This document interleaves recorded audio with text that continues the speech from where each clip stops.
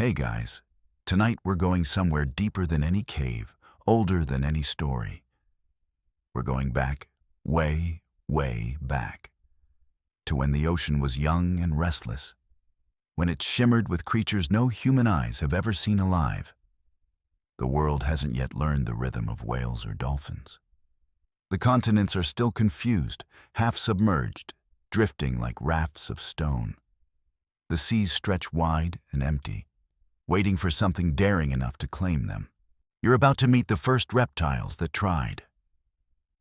You're about to dive into the age before the sea monsters, before the Jurassic giants, before even the familiar names that filled textbooks. And, to be perfectly honest, you wouldn't survive 5 minutes here. The oxygen's too thin, the water's too warm, and nearly everything that moves is either spined, fanged, or venomous. But that's all right. This is history for your imagination, not your lungs. So, before you get comfortable, take a moment to like the video and subscribe, but only if you genuinely enjoy what I do here. I'd love to know where you're listening from and what time it is in your corner of the world. Drop it in the comments below. Now, dim the lights, maybe turn on a fan for that soft background hum, and let's ease into tonight's journey together. The first breath of the Triassic dawns over an Earth trying to begin again. The Great Dying, the Permian extinction, has already done its cleansing, wiping away 90% of life. The air smells faintly of sulfur. The water, thick with silt and plankton, ripples under a blood-orange sky. You stand, well, float, in a sea where the survivors are rebuilding. Corals are timid, fish are scarce, and a few reptiles, newly evolved from land-crawling ancestors, start to test the idea that maybe, just maybe, the ocean could be home again. You watch them slide clumsily into the shallows. Creatures like Mosasaurs, small and eel-bodied, their limbs still awkward paddles. They have lungs, not gills, so every so often they surface, gulping the hot air before plunging back down. The first true experiments in returning to water. They aren't quite ready, but the blueprint is there. Strong tails, webbed toes, ribs flattened like the blades of oars. The ocean accepts their offer. It's strange to think about. Evolution in reverse. Millions of years before, their ancestors crawled out of the waves, trading fins for feet. Now their descendants are diving back in, reversing the script, chasing food and safety where others once fled. It's almost poetic the way nature loops its stories, never satisfied with a single ending. There are no dinosaurs yet. Not the towering land beasts people imagine when they hear the word prehistoric. On land, the forests are thin, the air heavy with carbon dioxide. But in the sea, something stirs. A quiet revolution in the making. Tiny fish dart like silver needles. Cephalopods, the ancestors of squids, drift in shells that look like coiled ram's horns. Crustaceans scuttle along the muddy bottom, and near the surface, long shadows flicker, shapes that don't belong to fish at all. One of them breaks the surface, jaws snapping at the air. It's small, barely 2 meters long, but its skull is built for speed, its eyes for hunting.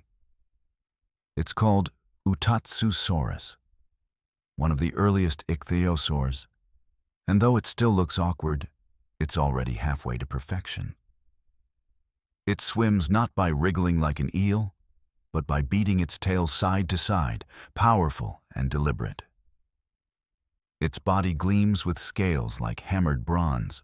You watch it twist and turn in the dim green light, chasing a school of fish with uncanny grace. It's not a dinosaur. It's something else entirely. A marine reptile, an experiment that will outlast empires and continents. Far below, the seafloor is restless. Volcanoes bloom like black roses, spilling minerals into the current. The water around you shimmers with heat. This too is part of the story, the ocean forging its monsters in the crucible of chaos. The years here move differently. What's a century to you passes like a heartbeat to the planet. Slowly, the ichthyosaurs grow larger. Their snouts lengthen, their fins stiffen, their eyes swell to dinner plate size to catch the faint light of the deep. The small, clumsy pioneers vanish, replaced by hunters sleek as torpedoes. Fossil records found in Japan, China, and Canada show the progression. Each layer of rock a new draft in evolution's endless editing. Paleontologists still argue whether these early forms came from one ancestor or several, but the result is undeniable. The birth of a dynasty that would rule the seas for over 150 million years. The ocean during this age is unlike ours. The continents are clustered together in a massive supercontinent called Pangaea. Its coasts stretch for thousands of miles, their beaches feeding sediments into shallow inland seas. The climate is warm, tropical almost everywhere. Storms brew without mercy. You can feel the electric charge before they hit. See the lightning turn the horizon white. In those shallows, you find other strange creatures. Long-bodied thalattosaurs glide between rocks, using their tails like rudders. Their teeth are small and peg-like, perfect for crunching crustaceans. Some scientists think they might have filled the niche of sea iguanas long before such things existed. Others aren't sure where to place them at all. The fossil record is incomplete, fragmentary, as though the Earth herself were keeping secrets. You drift beside one, its head tilting curiously toward you, eyes like polished glass. It doesn't fear you. After all, you're not really here. You're just a witness, a drifting ghost among ghosts. Nearby, a young ichthyosaur surfaces to breathe, sending a spray of mist into the air. The clouds above are the same ones that will one day water forests, feed rivers, and eventually fall upon cities. Time, like the tide, only changes shape. At night, the sea glows faintly blue with bioluminescent plankton. You float weightless among them, surrounded by soft light. The stars above are dimmed by volcanic haze, but the stars below, the living ones, never fade. In the distance, something vast moves, its shape lost to darkness. You catch only a flash of motion, a shadow turning. It's easy to imagine the ocean as a single living thing, breathing through its waves. Everything here, from the smallest shell to the largest predator, is part of that breath. And though these first marine reptiles may seem primitive compared to what's coming, they are the architects of an age. Without them, there would be no plesiosaurs, no mosasaurs, no leviathans of the later world. Just landlocked lizards staring longingly at the waves. There's something hypnotic about this world. The rhythm of it, the eternal inhale and exhale of tide and evolution. You can almost feel yourself sink into it. Deeper, slower. The first ichthyosaurs give way to faster, stronger ones. The seas grow crowded, and competition sharpens every tooth, every fin. But that's still far ahead. For now, it's enough to float in this newborn ocean, to hear the hiss of waves against volcanic stone, to see the shimmer of scales beneath molten sunsets. Somewhere in the distance, lightning splits the sky again, revealing for a heartbeat the silhouette of a predator rising through the depths. A hint of what's to come. It's a reminder that every beginning, no matter how gentle, hides the shape of something greater waiting beneath. And as you drift there, the first currents of prehistory brushing against your skin, the world holds its breath. Because this quiet moment between extinction and empire, is where the story of the underwater dinosaurs truly begins. The water around you hums with quiet life, like the low murmur of a world still learning how to breathe. The sunlight that filters through the surface is dim and golden, bending through layers of plankton and drifting silt. You hover just above an ancient reef, a mosaic of coral-like creatures that look familiar only in the most distant way. hard shells built by soft lives, each colony a slow whisper of survival. You feel the warmth on your skin. This isn't our kind of ocean. It's thicker, saltier, a soup of minerals and organic debris, its chemistry still sorting itself out after the greatest extinction Earth ever faced.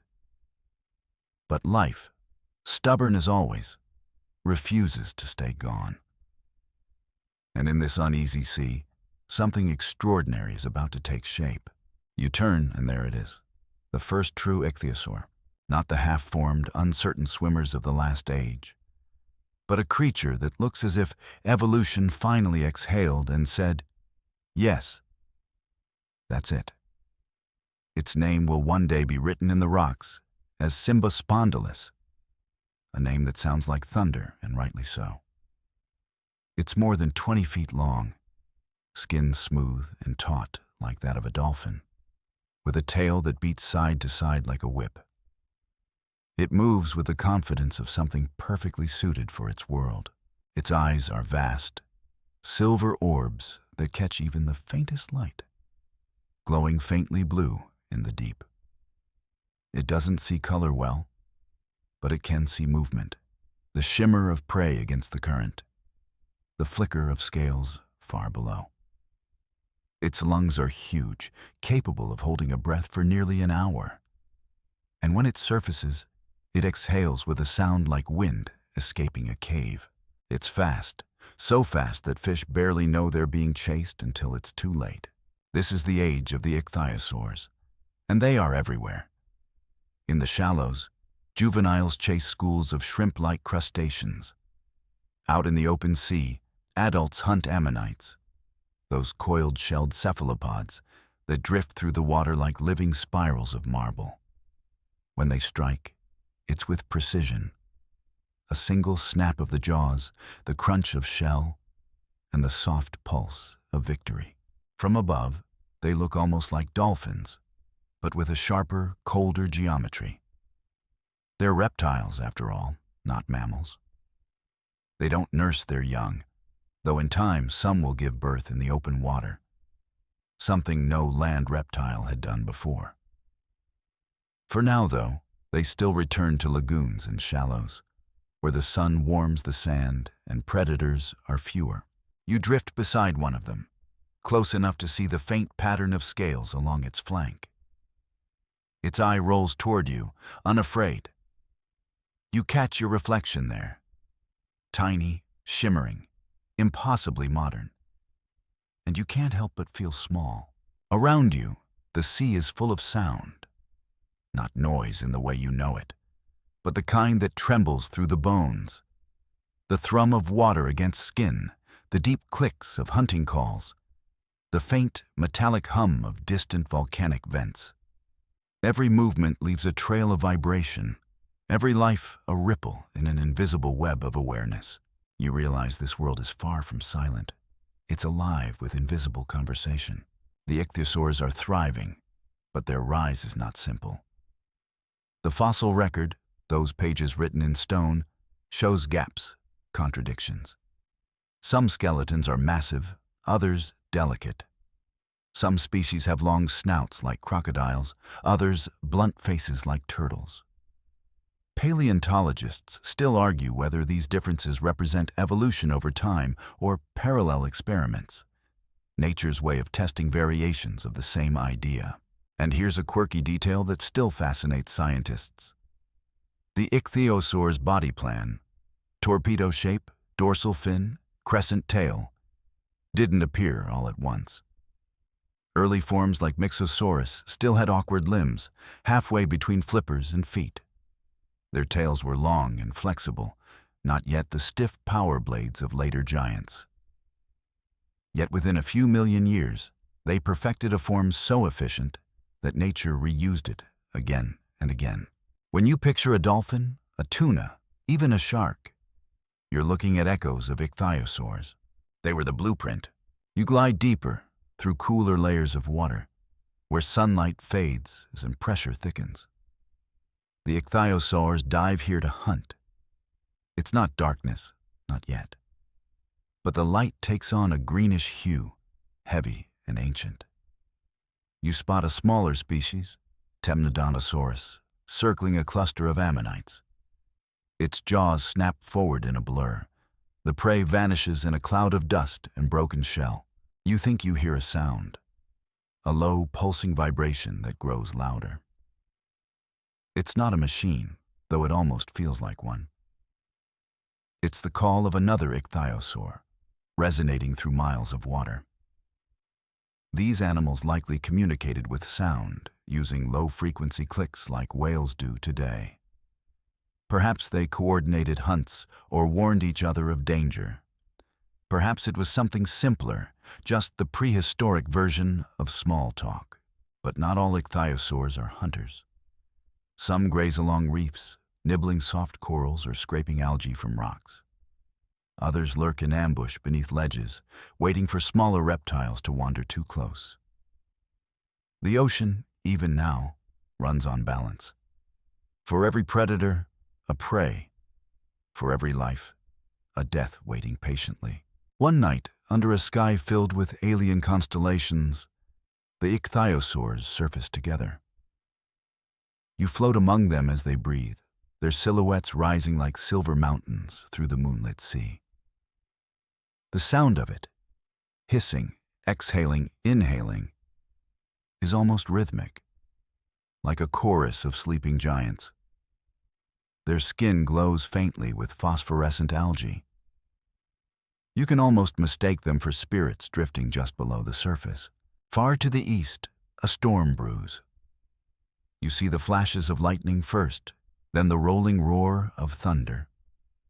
Rain pelts the waves, and the ichthyosaurs scatter, their sleek bodies slicing through the water. The sea turns violent, foam rising high as mountains. Yet beneath it all, life goes on. Ancient, determined, utterly unbothered by the tantrums of weather.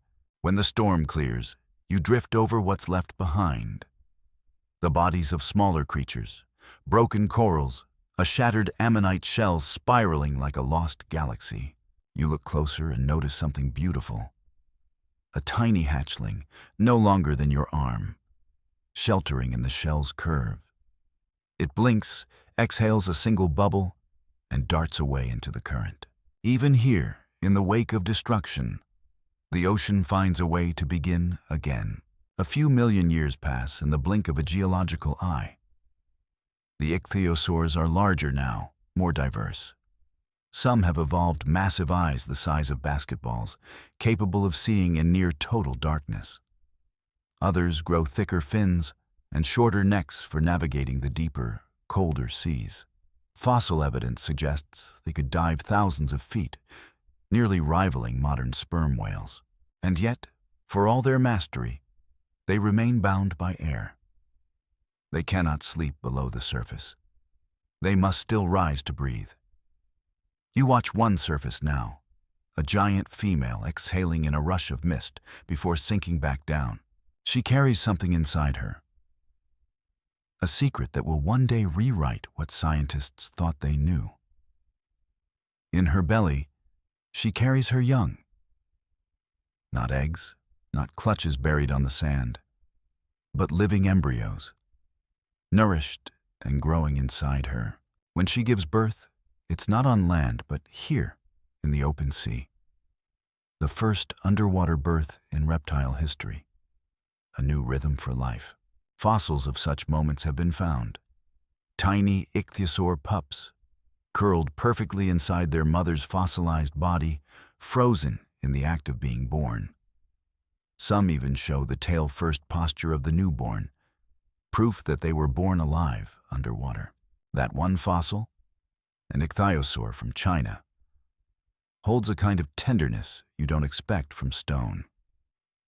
It captures not teeth or battle, but care. A quiet miracle, preserved across 250 million years. You hover there, imagining it happening in real time. The gentle twist of the mother's body, the pulse of contraction, the small, sleek form slipping into the world. The pup kicks, rises instinctively to the surface for its first breath. For a moment, everything is still. Then both vanish into the blue. The ocean exhales. Above you, the sun cuts the water into wavering ribbons of gold. Below, darkness waits patiently for evolution's next act. The ichthyosaurs have claimed the sea, but they will not hold it forever.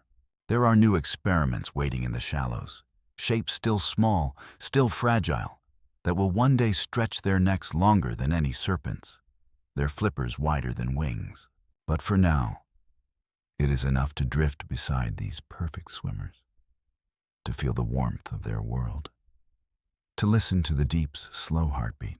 The age of the ichthyosaurs has only just begun, and the ocean, ever generous, ever dangerous, has found its first true children again. You drift with them, weightless, as the sun sets over the Triassic horizon. The light above fades from gold to green, from green to endless blue, until color itself feels like a rumor. Down here, in the silent cathedral of the ancient sea, even the waves seem to hold their breath. You can almost sense the pressure against your chest, the weight of time building above you like miles of memory. The ichthyosaurs are still out there, sleek and silver as dreams. But now something gentler drifts into view. A smaller creature, curious, almost fragile. It moves differently, less like a torpedo and more like a dancer. Its long neck bends in slow arcs, its small head tipping this way and that, as though tasting the water for secrets. Its name, though no one will speak it for another 200 million years, will be plesiosaurs. You catch your breath, if only in imagination. This one isn't the monster from murals or the sea serpent of myth yet. It's only an early cousin, an experiment in grace. Its body is broad and flat, flippers stretched like wings. Each stroke sends it gliding forward with unhurried precision. The ichthyosaurs race. The plesiosaurs soar. If you could watch long enough, you'd see the first true plesiosaurs evolve from smaller, stockier ancestors. Perhaps Pistosaurus, a reptile that still crept onto shore between tides. Fossils of that transitional form tell the story clearly. Limbs halfway to fins, ribs thickened for buoyancy, skull narrowing into the elegant spear shape that will one day define an entire lineage. The oceans are full now, no longer tentative but confident. Coral reefs bloom along every warm coastline, their colors rivaling any modern reef's brilliance. Shoals of fish shimmer like liquid glass.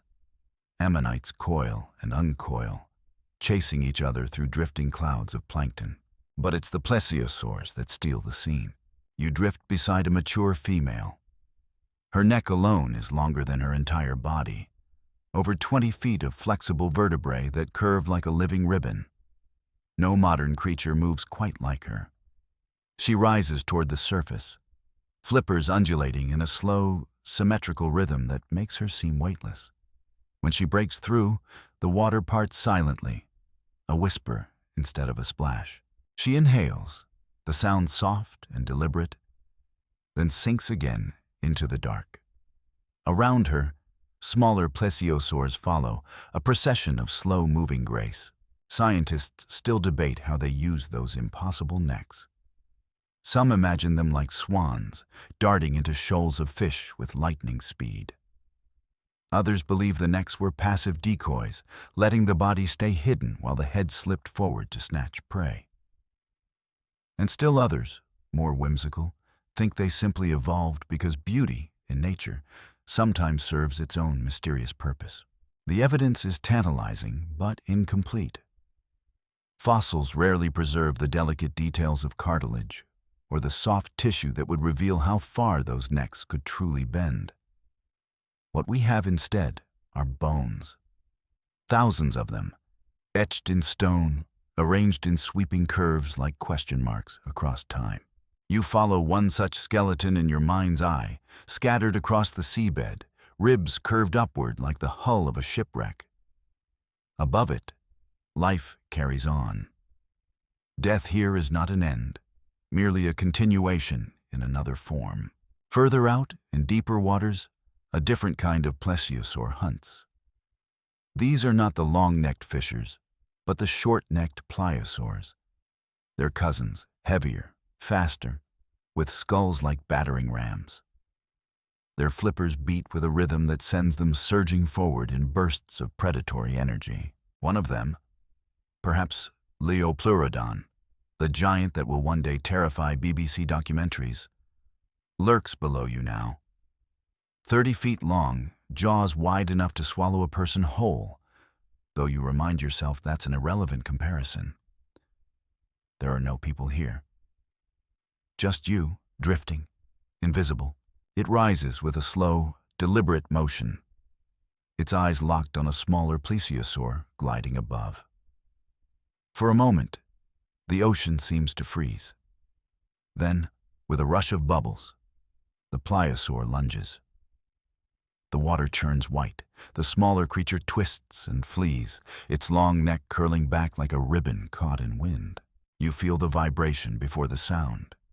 The low-frequency thud of muscle striking muscle, the distant snap of bone. It's over in seconds.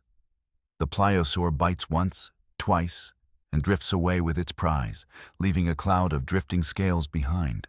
A few scavengers, tiny fish with armored plates, move in to claim what remains. Life here wastes nothing. Even death feeds the rhythm. Time folds again, as it always does. A few million years later, the plesiosaurs dominate nearly every sea.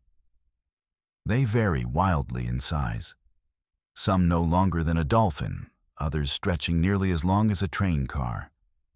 Some have necks so short and heads so massive, they resemble sea lions more than serpents.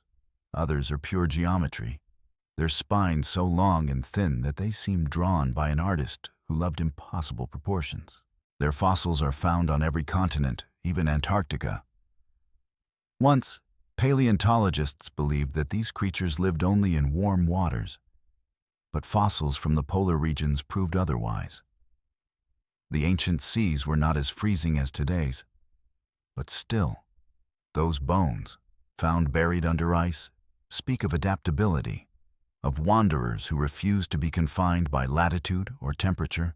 In one famous quarry in England, the fossilized remains of a pregnant plesiosaur were discovered, her belly filled with the faint outline of a single unborn young. It's the same revelation that came with the ichthyosaurs before her. Another confirmation that some of these ocean rulers bore live offspring, skipping the fragile gamble of eggs. The ocean had taught its lessons well, and yet questions linger. How did these creatures truly swim? Did they flap their flippers in alternating rhythm, like turtles? Or in unison, like the wings of a bird? Experiments with digital reconstructions give different answers.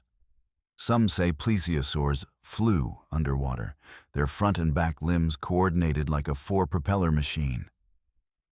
Others argue they rode more like oarsmen, each stroke propelling them through viscous prehistoric water with quiet grace. The truth is likely somewhere in between. Part flight, part drift, an elegance no modern creature fully imitates. Night falls again over the Jurassic Ocean, and the water glows faintly with planktonic light. The long-necked plesiosaurs rise like ghosts from below, their outlines catching the shimmer of the moon. You hover above them, watching the ballet unfold. They circle each other, weaving and spiraling, their necks entwining like dancers' arms. Perhaps this is mating or simply curiosity. The sea keeps its motives to itself. Far off, lightning flashes over the horizon, illuminating the silhouettes of flying reptiles, pterosaurs, skimming the surface for fish. Their wings glint briefly before folding back into the dark. You realize how interconnected this world is. Sky, sea, and earth, forming one endless circuit of motion and hunger and renewal. A young plesiosaur surfaces near you. It exhales softly, sending a misty plume into the air, then sinks again. For a moment, you swear you see its eye linger on you. Dark, reflective, timeless. Then it's gone, leaving only ripples. The sound that follows is low and rhythmic, almost like a lullaby. The pulse of waves against endless shores. The heart of the ocean itself. It's tempting, in moments like this, to think of them as gentle giants, drifting serenely through peaceful waters. But make no mistake, this world is dangerous, competitive, alive with tension. Every reef hides teeth. Every shadow hides hunger. Still, something about the plesiosaurs feels different from the pure predation of the ichthyosaurs. There's a calmness to them, a deliberate patience. They are less racers, more gliders. Creatures of precision rather than panic. You could almost call it elegance, if nature ever bothered with aesthetics, and perhaps it did. Perhaps these long-necked swimmers were as much art as evolution. Proof that beauty can thrive even in oceans that would kill anything fragile. You float there, surrounded by drifting light, watching as they move in silence, tracing circles in the ancient sea. And as the current tugs gently at you, carrying you deeper into the dark, you realize something profound. For all our technology, all our exploration, no human has ever truly seen this. Not like this. Not alive, breathing, gliding through a world untouched by us. It's a sight preserved only in stone, and now, in imagination, the plesiosaurs vanish into the blue, leaving nothing but the memory of their motion. The ocean closes over them like a curtain. The scene grows dim again, quieter still as evolution waits for its next masterpiece to rise from the depths. The ocean changes again, slowly, patiently, as if it has all the time in the universe. Because of course it does. You find yourself drifting through millions of years in a single blink. The Triassic and early Jurassic give way to middle epochs of abundance, when life no longer struggles merely to exist, but to experiment. What began as a desperate crawl from extinction has now become a carnival of innovation. Evolution is in full creative bloom. The seas have stabilized. The temperature softened. The continents begun to drift apart. The familiar outlines of what will one day be North America, Europe, and Asia are tugging away from each other, their edges curling with newborn coastlines. These new shallow seas are warm and rich with nutrients, perfect incubators for creatures that swim, hunt, and dream in salt water. And here they come, the next generation of oceanic titans, the true rulers of the deep, the plesiosaurs. If the plesiosaurs were elegant dancers, these are gladiators. Compact, thick-bodied, powered by 4 flippers like the blades of a warship's oars. Their necks are shorter, their heads larger, built for crushing rather than curiosity. If evolution had a sense of humor, it's the kind that takes beauty and turns it into brutality. The ocean trembles when one passes. You can feel it in the pressure against your chest, the faint vibration that echoes through the bones of the world. A shape appears beneath you, dark, vast, and unhurried. It rises until the sunlight catches the ridges along its snout. When it opens its jaws, the water ripples with sound. Leopleurodon ferox. That's the name paleontologists will give it millions of years later, when its fossilized skull, nearly 10 feet long, is discovered in England. But you don't need a name to understand what you're seeing. You just know. Its teeth are curved like scimitars, thick as daggers, spaced perfectly for gripping prey that thrashes. Its eyes, small compared to its skull, gleam with a cold, yellow intelligence. It doesn't chase, it stalks. It doesn't rush, it waits. You hover as it glides past, slow as a glacier. Yet every muscle under its skin seems coiled, ready. Its flippers move in a coordinated rhythm, the front pair pulling, the rear pair stabilizing. A perfect 4-engine machine. Its skin is dark, patterned faintly like the hide of a killer whale, though in truth, no one knows what colors these creatures wore. Fossils rarely tell us about color, only shape, texture, and the promise of terror. But you can imagine it. Midnight blue blending into storm gray, camouflage for a hunter that moves between worlds of light and darkness. The prey is everywhere. Shoals of fish shimmer like rivers of quicksilver, crustaceans crawl across the sea floor, ammonites spin lazily through the water like drifting galaxies. Even other marine reptiles, smaller plesiosaurs and juvenile ichthyosaurs, must watch for shadows above. When the plesiosaur strikes, it doesn't roar or thrash. It lunges.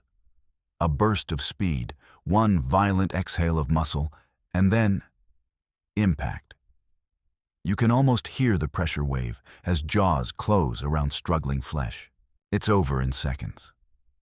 The ocean, so calm a moment before, churns into foam.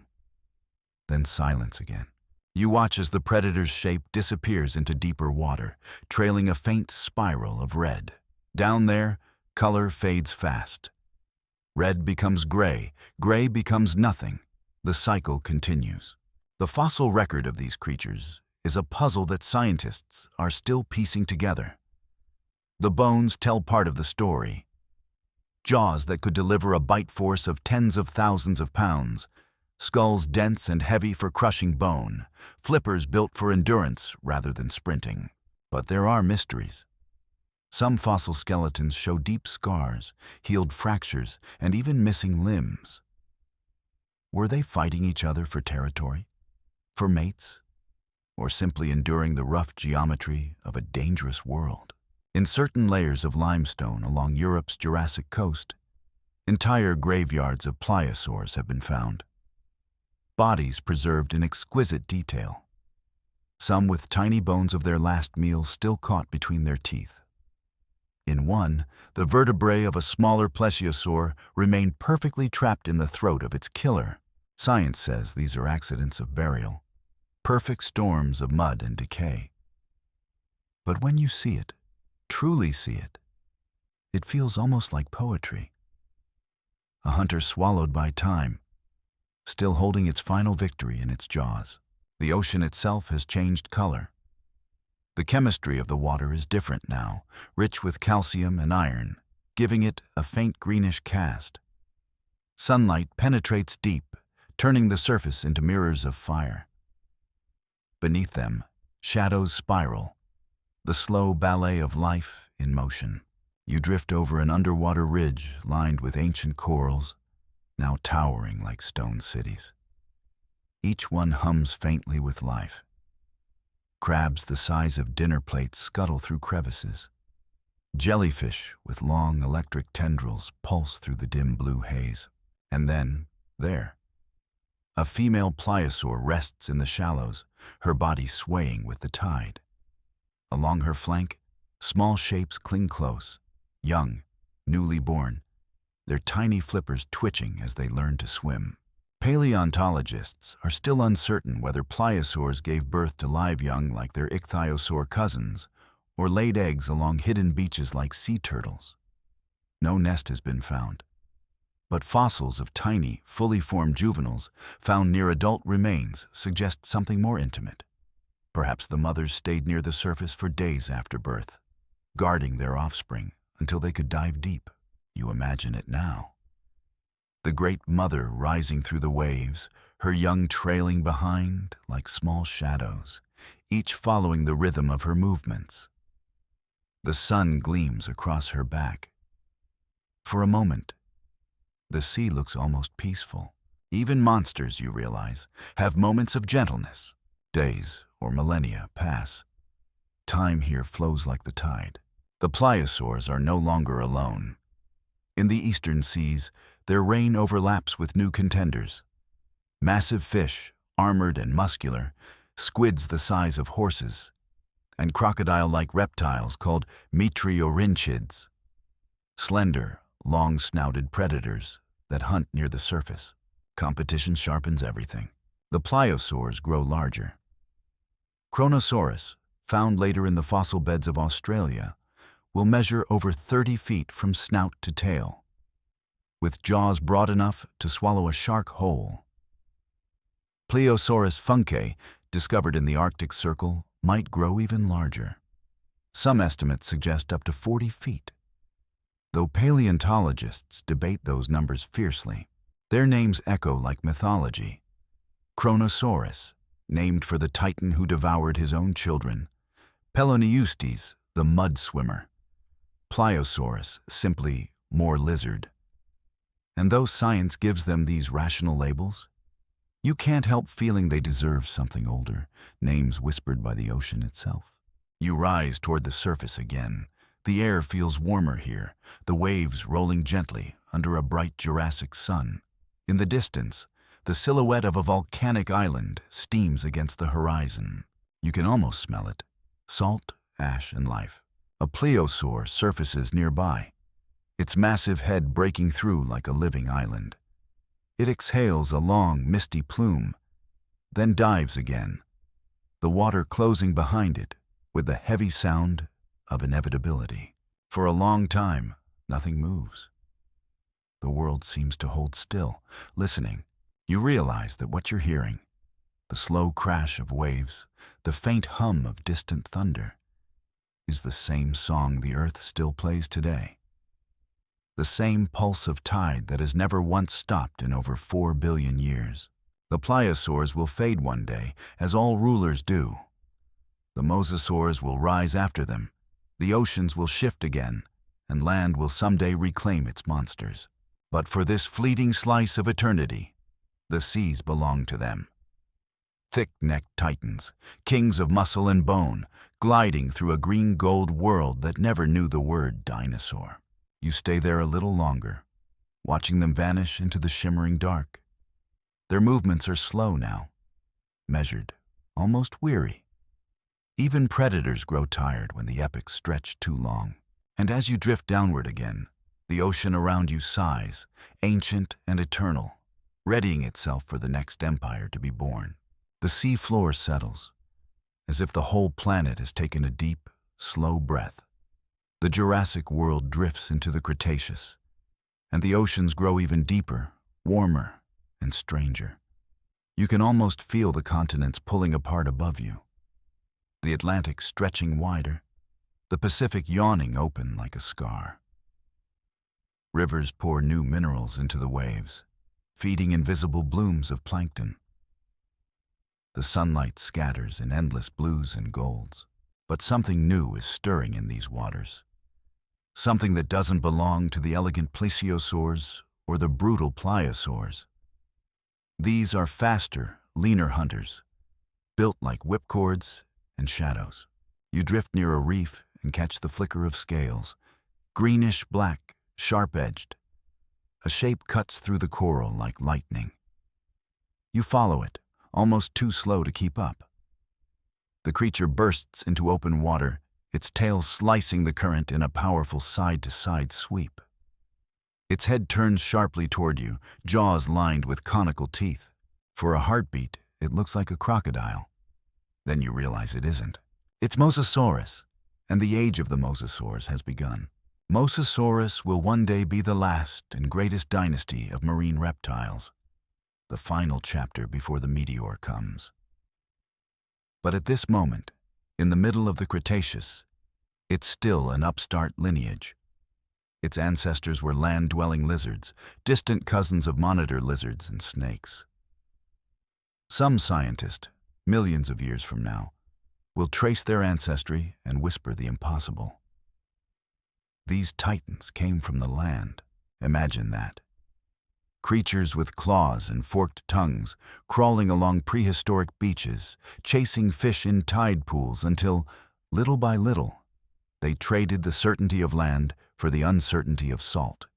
Evolution loves a gamble, and this one paid off spectacularly. The young mosasaur before you is sleek, maybe 12 feet long, still growing. Its skin is smooth, not scaly like a crocodile's, but rubbery and hydrodynamic, built for speed. Its forelimbs are already flippers, its tail curved into a graceful crescent. When it moves, it doesn't undulate like an eel. It powers forward like a shark, each muscle a piston. You drift beside it as it hunts along the reef. Small fish scatter in panic, flashing silver as they flee. The mosasaur turns sharply, faster than seems possible for something its size, and snaps one up. There's no struggle, only a quick gulp and a ripple of satisfaction. It exhales through small nostrils placed high on its snout, perfect for surfacing without breaking stealth. And then, almost lazily, it sinks again. The reefs are teeming this epic. Sponges, mollusks, ammonites, and creatures that defy categories. Giant turtles paddle overhead, their shells encrusted with barnacles. Fish with armor-plated heads butt one another in displays of strength. And here, weaving through it all, the mosasaurs glide like ghosts of efficiency. As the eons pass, they grow enormous. The largest species, Mosasaurus hoffmanni, will one day reach lengths of 50 feet, rivaling the great whales of the modern age. Their jaws hinge open wide, a trick learned from their snake relatives, allowing them to swallow prey nearly as large as themselves. Their teeth are sharp, backward-curving daggers that lock victims in place. Once you're in a mosasaur's mouth, there's no going back out. And the eyes, amber, lidless, unblinking, seem to reflect something ancient, something calculating. These aren't mindless monsters. They are problem solvers, strategists, learning how to hunt cooperatively. Some fossils even show bite marks from other mosasaurs, suggesting fights over territory or mates. Others contain the remains of their own kind inside their stomach cavities. Cannibalism, ruthless, efficient, endlessly adaptable. You drift above one such fossil site now, though in this version, the bones are still living, still moving. A juvenile mosasaur circles a smaller cousin, jaws snapping playfully at its tail. The play seems harmless, almost affectionate until it isn't. In an instant, the larger one bites too hard, the water darkens, and instinct takes over. Nature doesn't moralize. It only remembers what works. Up on the surface, pterosaurs skim the waves, their long beaks scooping up fish. Sometimes they get too close. A sudden splash, a flash of jaws, and the hunter becomes a meal. You imagine the sound, the wet crunch, the hiss of air, as the mosasaur resurfaces to swallow. Then quiet again, always quiet. In the late Cretaceous seas, the mosasaurs share their world with other marvels. Enormous squid-like belemnites drift through the open water, their ink sacs ready for defense that will never save them. Giant fish like Xiphactinus, 10-foot-long predators with eyes like moons, swim alongside, both rival and prey. And still, the mosasaur rules them all. In one fossil, found in Kansas of all places, landlocked, dry, and silent today, a mosasaur is preserved with a half-digested Xiphactinus in its belly. A sea where cornfields now stretch, a memory trapped in limestone. It's almost poetic, the idea that Kansas was once an ocean and that these monsters swam where tractors now crawl. You can't help but smile at the absurdity of it. Some scientists think mosasaurs hunted in packs. The idea remains controversial, but there are clues. Multiple individuals have been found fossilized together, their remains intermingled in ways that suggest coordinated movement rather than random burial. Imagine that. Teams of giant reptiles, working together to drive schools of fish into shallows, or ambushing from multiple angles like wolves of the sea. Others believe they were solitary, territorial, driven by hunger and nothing else. The truth might be somewhere between. A shifting strategy that depended on need and opportunity. Because if there's one thing the mosasaurs mastered, it was flexibility. They could hunt in shallows or the open ocean, pursue fish, birds, reptiles, even other mosasaurs. In an age of specialization, they were the generalists who outlasted everyone. A curious detail. Their tails evolved a downward bend near the tip, forming a kind of fluke, not unlike that of modern whales. Fossilized impressions found in Jordan and the Netherlands show this feature clearly. Soft tissue preserved in exquisite detail. It's proof that nature sometimes stumbles upon the same solutions more than once. The mosasaur's tail and the whale's, two creatures separated by 60 million years, look nearly identical, and yet they come from utterly different lineages. Reptile and mammal, cold blood and warm, scale and skin. Evolution doesn't copy, it rhymes. You drift deeper again, watching as a storm brews overhead. The light dims, waves thicken, and rain hammers the surface like drumming fingers. But down here, it's calm. The mosasaurs glide through the gloom, unbothered by the chaos above. They move with an economy of effort, propelled by tails that never seem to tire. One passes close enough for you to see its scars, white streaks along its flank, healed long ago. A reminder that even rulers must bleed sometimes. For a moment, its great eye turns toward you. You half expect it to see you, to sense you somehow, even though you don't belong here. It holds your gaze, then moves on, fading into the green dark. And in that instant, the ocean feels older than time, older than light itself. The mosasaurs will reign for tens of millions of years, longer than humans have existed. They'll spread to every corner of the world, from the Arctic to the tropics, from shallow reefs to blackwater depths. They'll dominate until the end, until the world itself decides to turn the page. But that's not yet, not here. Here, the sea is full of life and motion and quiet, indifferent grace. You float in a world balanced between creation and extinction, beauty and brutality, awe and silence. Above you, the storm passes. Below, the mosasaurs vanish into shadow. The ocean exhales again, as if it's tired of holding so many secrets. And you, suspended between then and now, feel the pull of the current urging you deeper, toward whatever story waits next in the dark. The storm fades, and the sea returns to stillness. The light from above grows softer, fractured by clouds that drift like ghosts across a Cretaceous sky. The surface sparkles, each ripple gilded in gold, and for a moment, the entire ocean seems to breathe in unison, a single, vast, living thing. You float within it, weightless, surrounded by time and memory. The mosasaurs have claimed the seas, but they're not alone. The world is crowded again, teeming, glittering, full of motion. Coral reefs spread like continents of color. Shells litter the seafloor like ancient coins. Fish of every imaginable shape swarm through the currents, some armored, some translucent, some glowing faintly in the dim light. You drift past one reef where the coral towers rise 30 feet tall, vibrant in hues your mind can't quite name. Iridescent blues, deep crimsons, greens that shimmer like glass.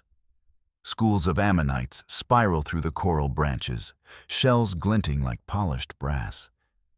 And weaving through them, sinuous and graceful, come the smaller mosasaurs. They move like shadows given muscle and intent, gliding through this labyrinth of life as easily as a hawk through air. This is their empire now, their ocean kingdom stretching from pole to pole. For tens of millions of years, the earth will belong to them. A lone Tylosaurus approaches, a name you will one day read in museum labels, though no human hand has yet written it. It's a giant even among its kind, 45 feet of sinew and hunger. Its skull is long and pointed, its snout smooth and reinforced for ramming prey. You watch as it rises toward a cluster of seabirds resting on the waves. Primitive gulls, ancestors of the modern kind, their wings flicking nervously. There's a sudden burst of motion, a silver flash beneath the surface. The birds scatter in a panic of feathers, but one vanishes with a cry cut short. The Tylosaurus breaches, jaws snapping, then falls back into the sea with a sound like thunder. The splash sends ripples that roll for miles. Moments later, silence again. Only the faint hiss of bubbles, the echo of violence fading into calm. You realize this has always been the ocean's language. Rhythm, pause, repeat. Down below, deeper than light, another kind of life thrives. Strange fish with glassy eyes drift through the darkness, their bodies glowing faintly in pulses of blue. They don't see in the way surface creatures do. They sense, detecting pressure and movement with delicate filaments. The Mosasaurs hunt here too. Their eyes, adapted to dim light, catch the shimmer of their prey. You follow one down into the gloom. Its body gleams faintly, dappled with phosphorescent patterns. Perhaps camouflage, perhaps communication. No one really knows. It moves silently, tail sweeping in slow arcs. The water pressure builds, squeezing you, pressing into your ribs. The temperature drops. You feel the ancient cold of the abyss, a chill that has never known the sun. Down here, fossils will one day form, bones settling into mud, encased by time. But right now, everything is alive, moving, breathing, fighting for another heartbeat. You follow your mosasaur into a narrow trench, a rift in the seafloor where volcanic vents spew mineral-rich smoke into the dark. The vents glow faintly red, a kind of hellfire warmth. Around them, life clusters. Worms, crustaceans, translucent creatures that feed not on sunlight, but on the chemistry of the deep. It's strange to realize that these ecosystems still exist today, virtually unchanged. The same life that thrived here before the dinosaurs died still thrives now, untouched by time or tragedy. The ocean remembers its first secrets well. Your mosasaur circles the vents, curious, but it's not hunting, it's resting. It settles onto the soft sediment, ribs moving with slow breaths, eyes half-lidded. Even apex predators must rest. You watch it lie there, a massive breathing sculpture of muscle and memory. Bubbles drift from its nostrils, rising toward a surface it may not see for hours. For a long time, there is no motion at all, just the quiet pulse of the earth itself. Above, the world changes. Islands rise and vanish.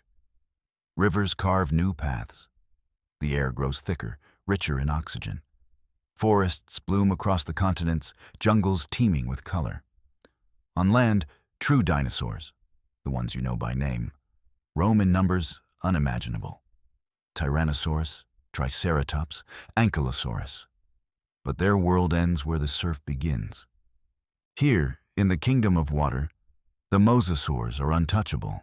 Paleontologists studying their bones will find evidence of air sacs, hollow cavities like those in modern birds, helping them breathe efficiently and stay buoyant. Some species even evolved secondary palates, letting them swallow underwater without drowning. They were reptiles, yes, but perfected ones. Machines built by evolution's slow, patient hand. And yet, there's something fragile about them too. You see it in the newborns, small, soft-skinned, vulnerable. They're born alive, tail first like their ichthyosaur ancestors, surfacing immediately for air. Mothers swim near them for days, perhaps even weeks, before leaving them to fend for themselves. One fossil, found in the United States, preserves this moment.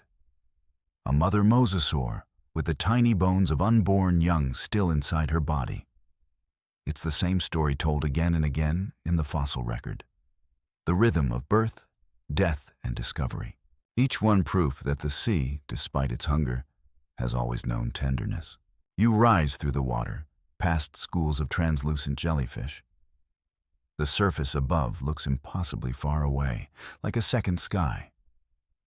As you breach, Sunlight strikes your face, and the world explodes into color. This is a time of warmth, of lush tropical seas stretching from coast to coast. Even the poles are ice-free, their waters mild and fertile. The air smells faintly of salt and blooming algae. Seabirds scream overhead, pterosaurs circle like kites, and the mosasaurs glide beneath them like living shadows. Some are small, cladastes, no longer than a shark. Others, like Tylosaurus, are titans. Together, they shape the marine ecosystem, predators at the top, keeping the balance by sheer, ruthless precision. You float above a nursery reef where juveniles chase one another through the coral. Their play looks familiar, almost mammalian. They nip, tumble, learn to hunt. You realize that curiosity, that drive to practice, may be the oldest intelligence of all. One small mosasaur breaks away from the group and swims toward you.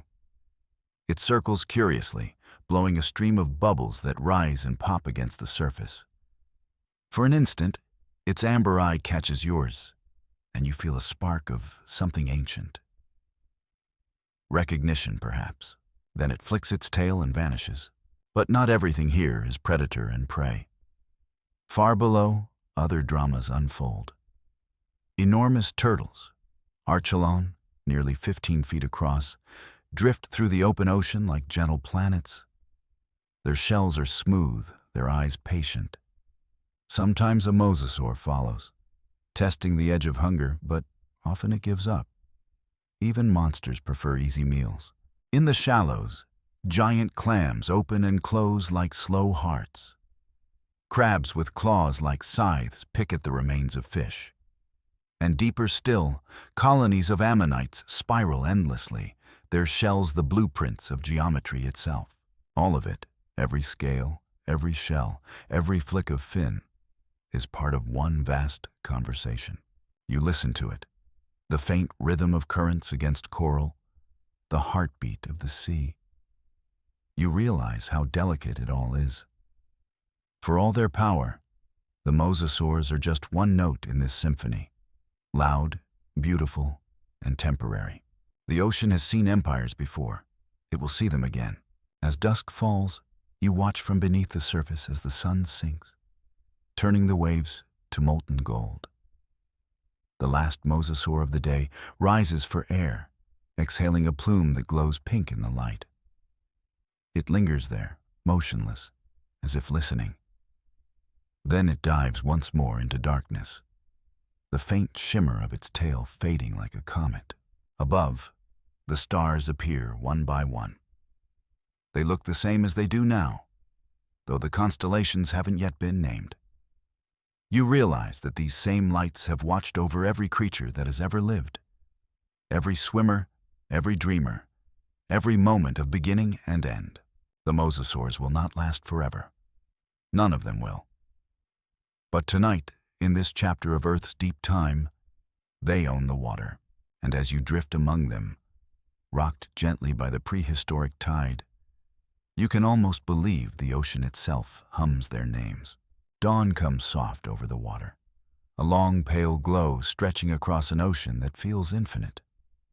You rise through it slowly, carried by invisible hands of current, until the first shards of sunlight spill through the surface above you. The day smells of salt and iron, the taste of minerals still seeping from the young world's restless crust. You blink, if you could blink here, and the shapes around you begin to form again. The great plesiosaurs have gone, their age closed like a finished chapter. The mosasaurs still rule the open sea, but near the coasts, along the edges of lagoons and estuaries, new hunters have appeared, familiar, but not quite. You see the first one when the tide draws back over a reef. It slides through the foam with a motion that looks eerily modern. Its long snout, lined with teeth like a row of ivory needles, breaks the surface.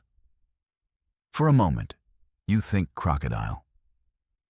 And you're not wrong. This is Metriorhynchus, one of the seagoing crocodilians. Unlike its modern cousins who bask half-submerged in rivers, This one lives its whole life in salt water. Its limbs have become flippers, its body streamlined and silver gray, its tail ending in a crescent fin that beats like a fish's. It no longer drags itself onto land to lay eggs. It's a creature of the waves now, sleek, warm-blooded, always moving. Its kind appear late in the Jurassic. Around the same time, the first birds are learning to glide through air. On land, crocodiles and dinosaurs already share ancestry and territory. But here, in the sea, the metriorhynchids carve a niche of their own. They are smaller than the plesiosaurs, yes, perhaps 12 feet long, but faster, more agile, and just as cunning. You drift closer as one turns sharply, chasing a school of fish through a maze of rocks. It moves with a grace you didn't expect from a reptile. Flippers slicing the water, tail flicking in perfect rhythm. The fish scatter, and the hunter lunges, jaws snapping shut in a burst of bubbles. For a moment, you can almost hear the crunch of bone. Then silence again. The sea absorbs everything. Scientists still marvel at this lineage. Fossils of Metriorhynchus and its relatives have been found across Europe and South America, often preserved with stomach contents. Fish bones, squid hooks, even tiny vertebrae from other reptiles. They reveal a diet as varied as their environment. Some were hunters, others scavengers. Some even opportunists stealing kills from larger predators. But the most remarkable detail lies in their anatomy. Unlike land crocodiles, metriorhynchids lost their heavy scales. Their skin became smooth, flexible, almost like that of a dolphin. This made them faster, but more vulnerable, a trade-off evolution deemed worthwhile. And hidden in their skulls, near the snout, paleontologists found something astonishing: salt glands. Specialized structures for excreting excess salt. Proof that they lived fully at sea, drinking salt water without harm. Nature had rewritten the crocodile's body from the inside out. You rise toward the surface again, watching as a group of them, 4 or 5, hunt together in the morning light. Their movements are synchronized, almost playful, weaving between one another in tight circles. Were they social? Cooperative? No one knows for sure, but watching them now, it's hard not to imagine it. They corral fish toward the shallows, driving them into glittering nets of sunlight. One lunges through the school, scattering silver flashes in every direction. Another follows, catching what escapes. When the frenzy ends, they slow again, drifting side by side like tired athletes. A few roll onto their backs to bask near the surface, the sun glinting along their slick, scarred hides. They breathe quietly, their nostrils breaking the water in rhythm. It's strange how calm it feels. These were predators, yes, but they carried a kind of peace within them, the peace of creatures that have no need to prove dominance. The sea was already theirs. On land, the world thunders with footsteps of giants. Stegosaurus lumbers through forests, Allosaurus stalks the plains. But here, in the waves, time seems slower, stretched, softened by water's touch. The metriorhynchids glide beneath that other chaos like monks beneath a storm. You follow one into deeper water. Its flippers sweep through the blue in long, steady strokes. Ahead, the seafloor drops into darkness. Columns of black basalt rise like ancient cathedrals, each one veiled in drifting clouds of plankton. The water smells of life and decay, the twin perfumes of the ocean. Far below, something gleams faintly. A mass of shells, twisted and broken, like discarded jewelry. It's a graveyard of ammonites, their coiled bodies piled by current and time. The crocodile pauses there, circling once, and then dives no further. Even predators respect the depth's final silence. Fossils of these creatures are found with rare delicacy. Soft tissue impressions showing outlines of fins, traces of skin, even hints of coloration. One, unearthed in Germany, revealed a faint dark pigmentation along the back and lighter hues along the belly. A pattern known as countershading, perfect for camouflage. Sharks, dolphins, penguins, all would one day wear the same colors. It's as if the ocean chose its palette early and never changed it. You drift above a pair of meteorynchids now, watching them spiral around each other. Maybe it's courtship. Maybe it's play. They bump gently, jaws opening in mock bites, tails flicking up sprays of foam. And then, without warning, they dive.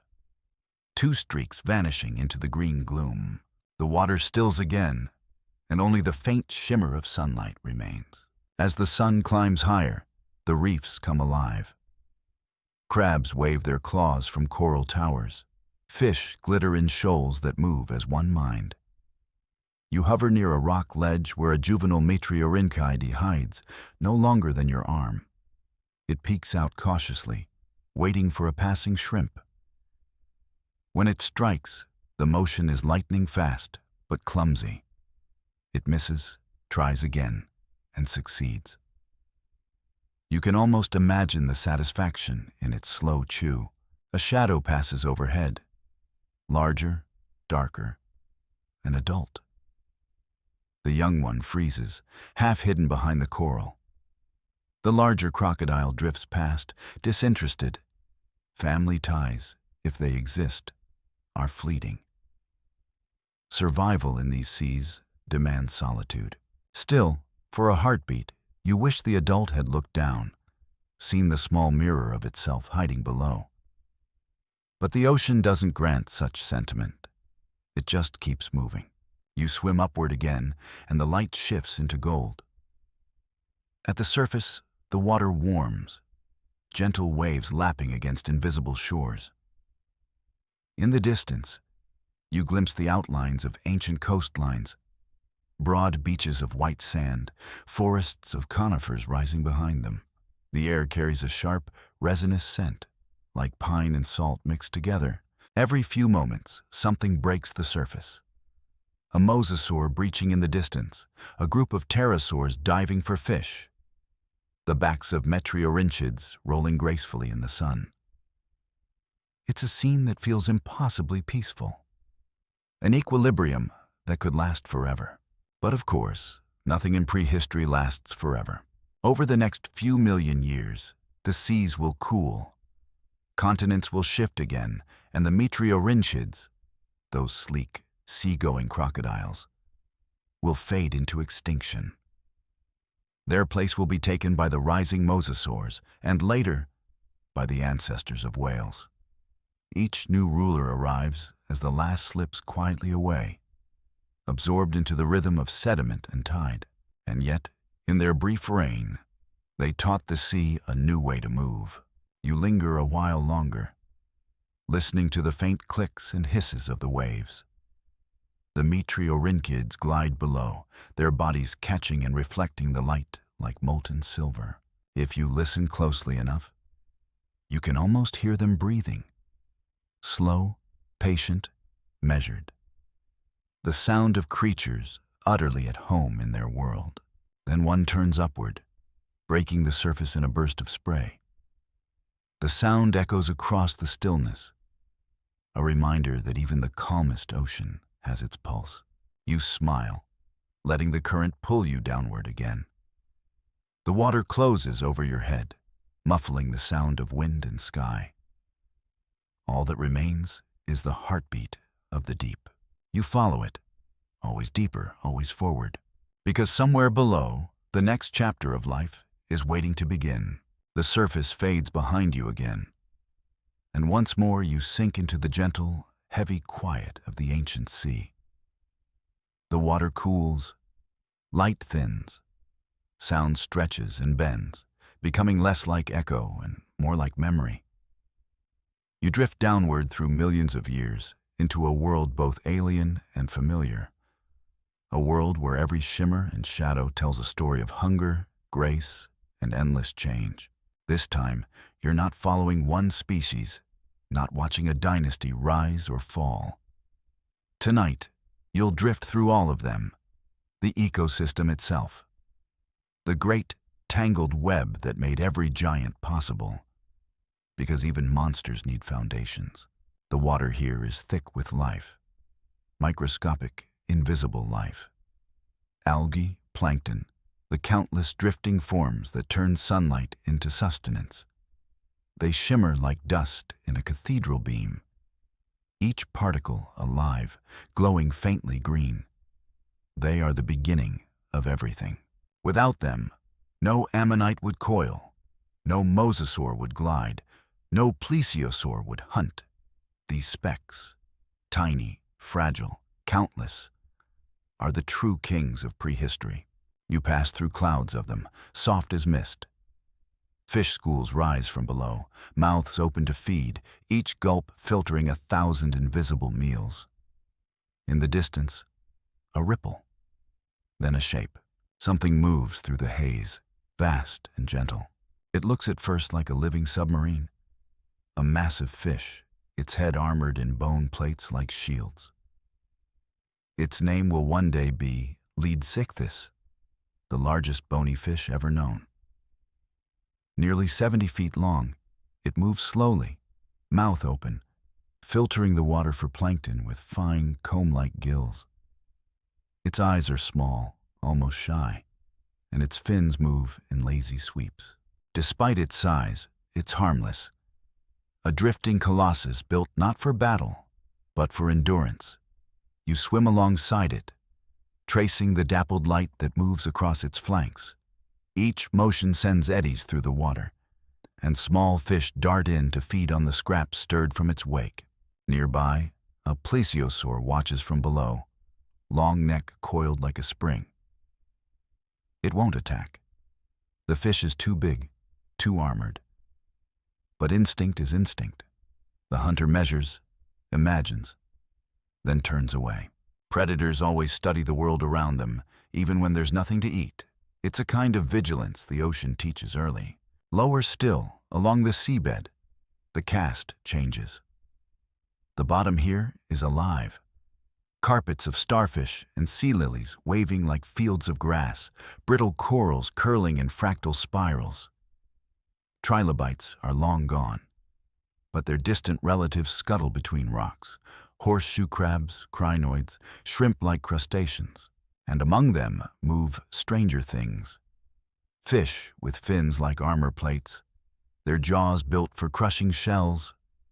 Squid-like creatures with long, straight shells instead of coiled ones. Belemnites, sleek and silver, darting through the gloom. One glides past your face, its tentacles unfurling like silk.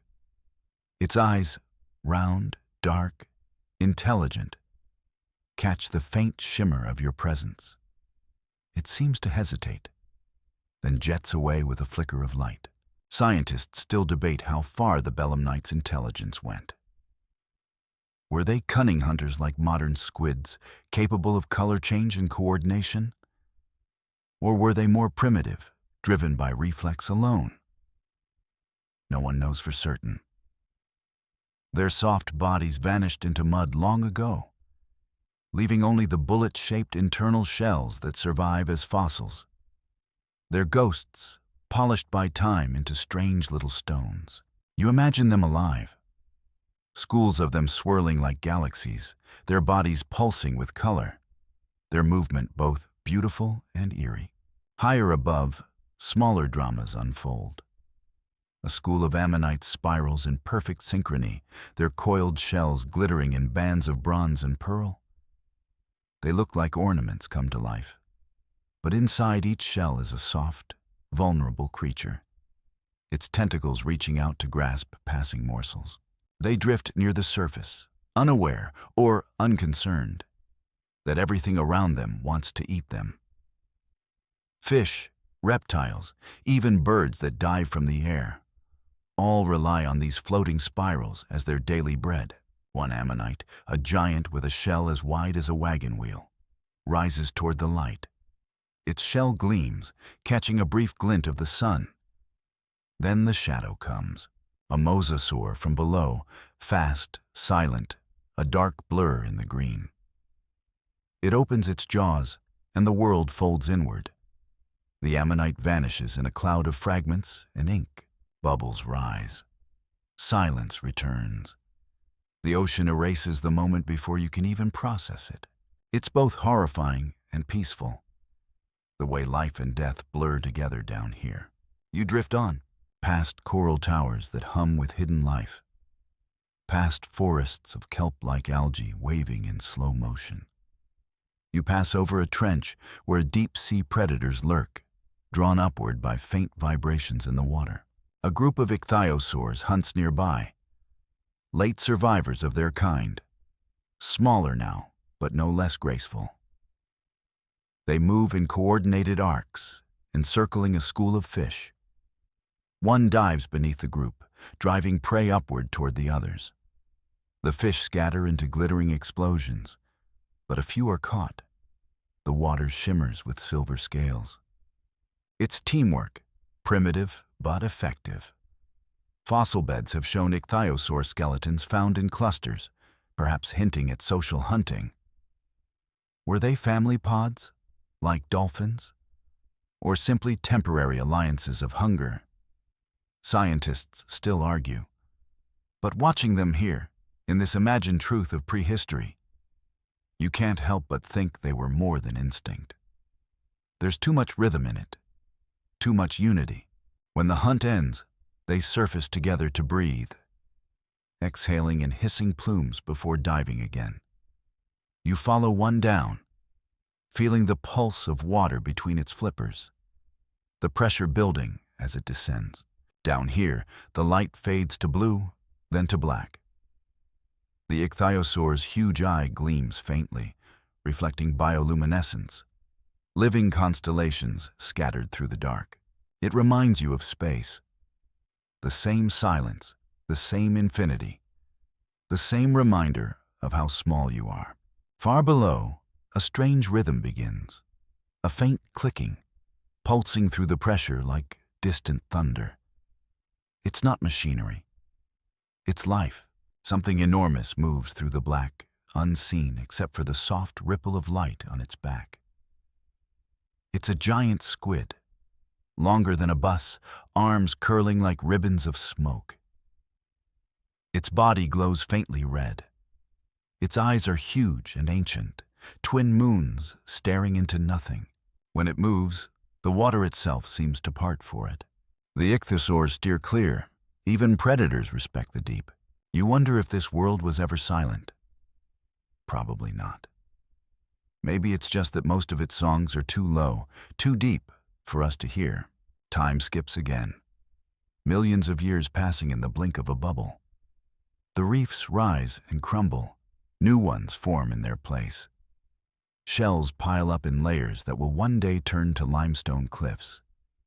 What you see as open ocean will become mountains. What you see as life will become fossil. But for now, it's all still in motion. The ammonites still drift. The belemnites still flash their colors. The ichthyosaurs still chase. The mosasaurs still feed. The coral still hums. It's a perfect system. An orchestra of scales and shells and shadows.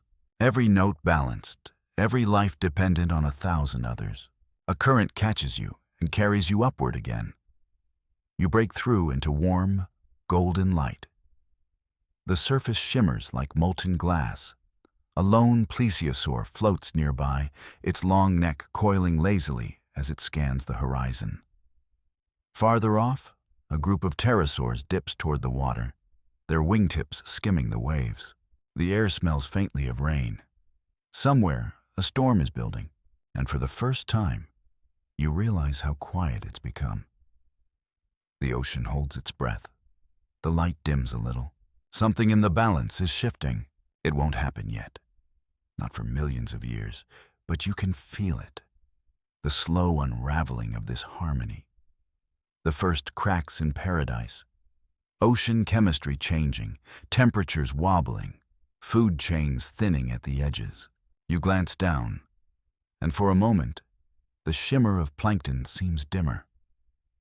The ammonite schools are smaller, the reefs a little paler. Life doesn't end in explosions. It fades. The ocean has seen it before. It will see it again. But for now, it still moves, still breathes, still holds you in its arms of light and silence.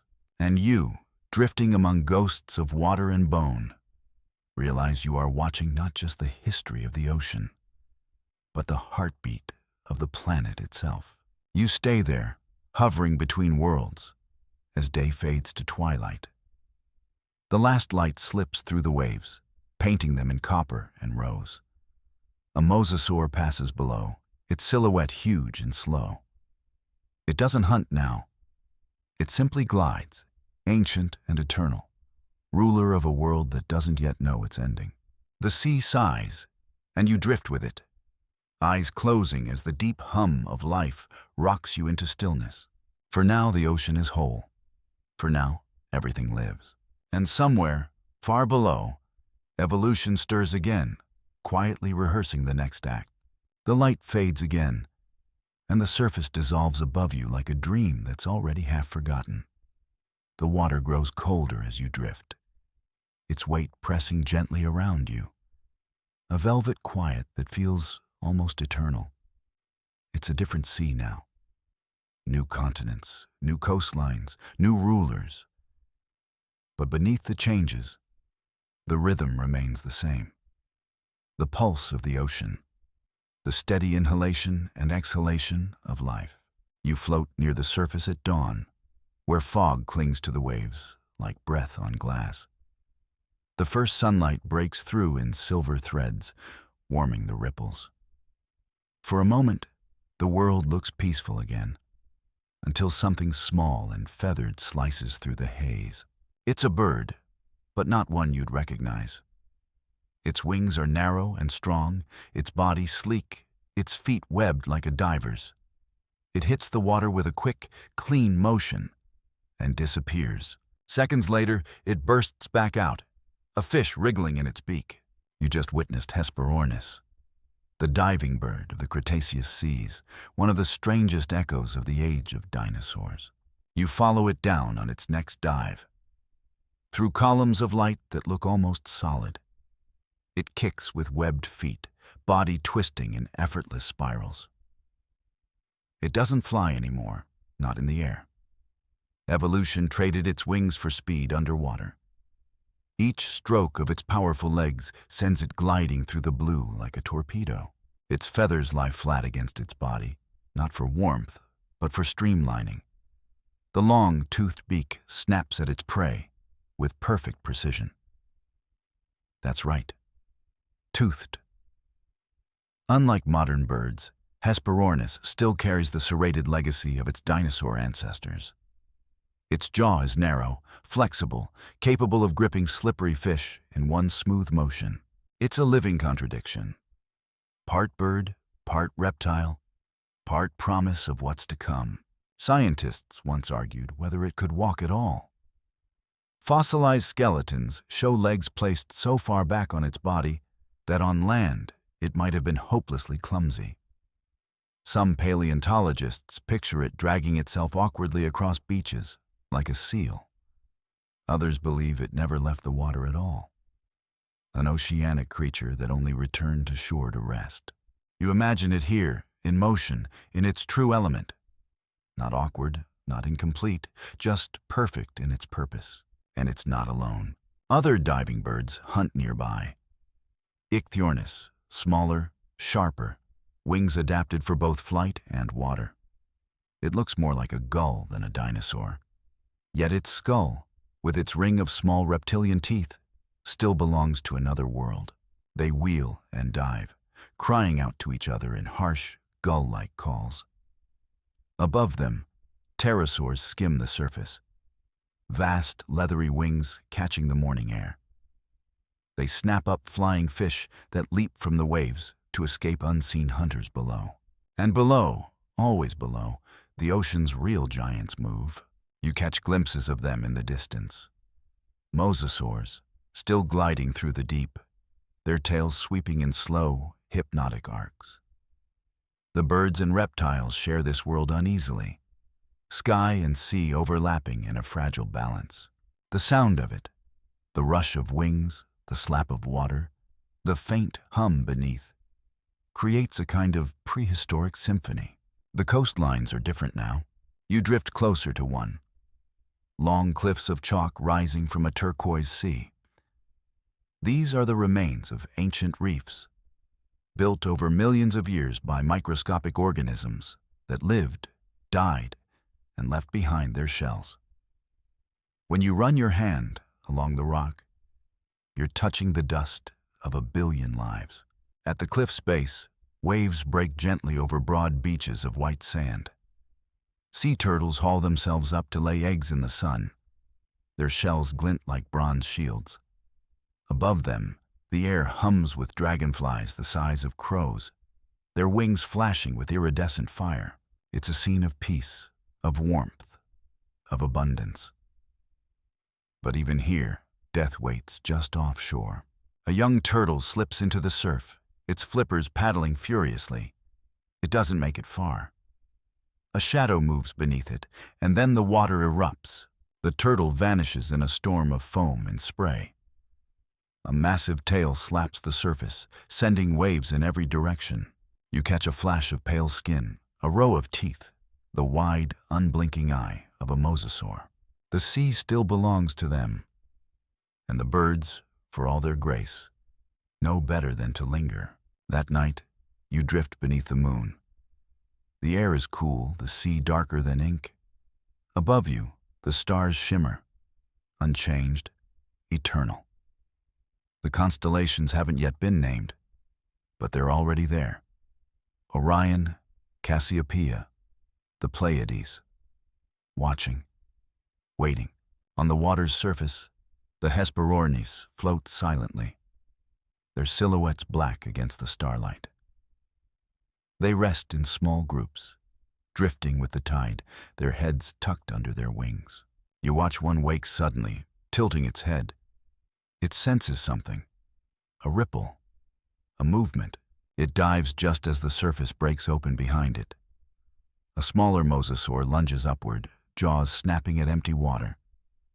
The bird escapes by inches, vanishing into the dark. The sea settles again. The predator sinks back down. The stars continue their silent, ancient vigil. The ocean remembers every hunt, every heartbeat. You dive again, following the bird's path through the black. Down here, the light fades fast. The deeper you go, the quieter it gets. The pressure builds, squeezing your ears, your ribs, your thoughts. The Hesperornis swim steadily, chasing faint bioluminescence that glows from schools of plankton. Each pulse of its legs sends it forward like an arrow through liquid night. It snatches a fish, swallows, and keeps going, its movement tireless, graceful. You realize how delicate its life must have been, how much energy it takes to survive in this balance of light and dark, air and water. Everything here depends on something else. The fish depend on plankton. The birds depend on fish. The predators depend on everything beneath them. And above it all, the rhythm persists. The endless cycle of breath, motion, silence. By dawn, the sea has changed again.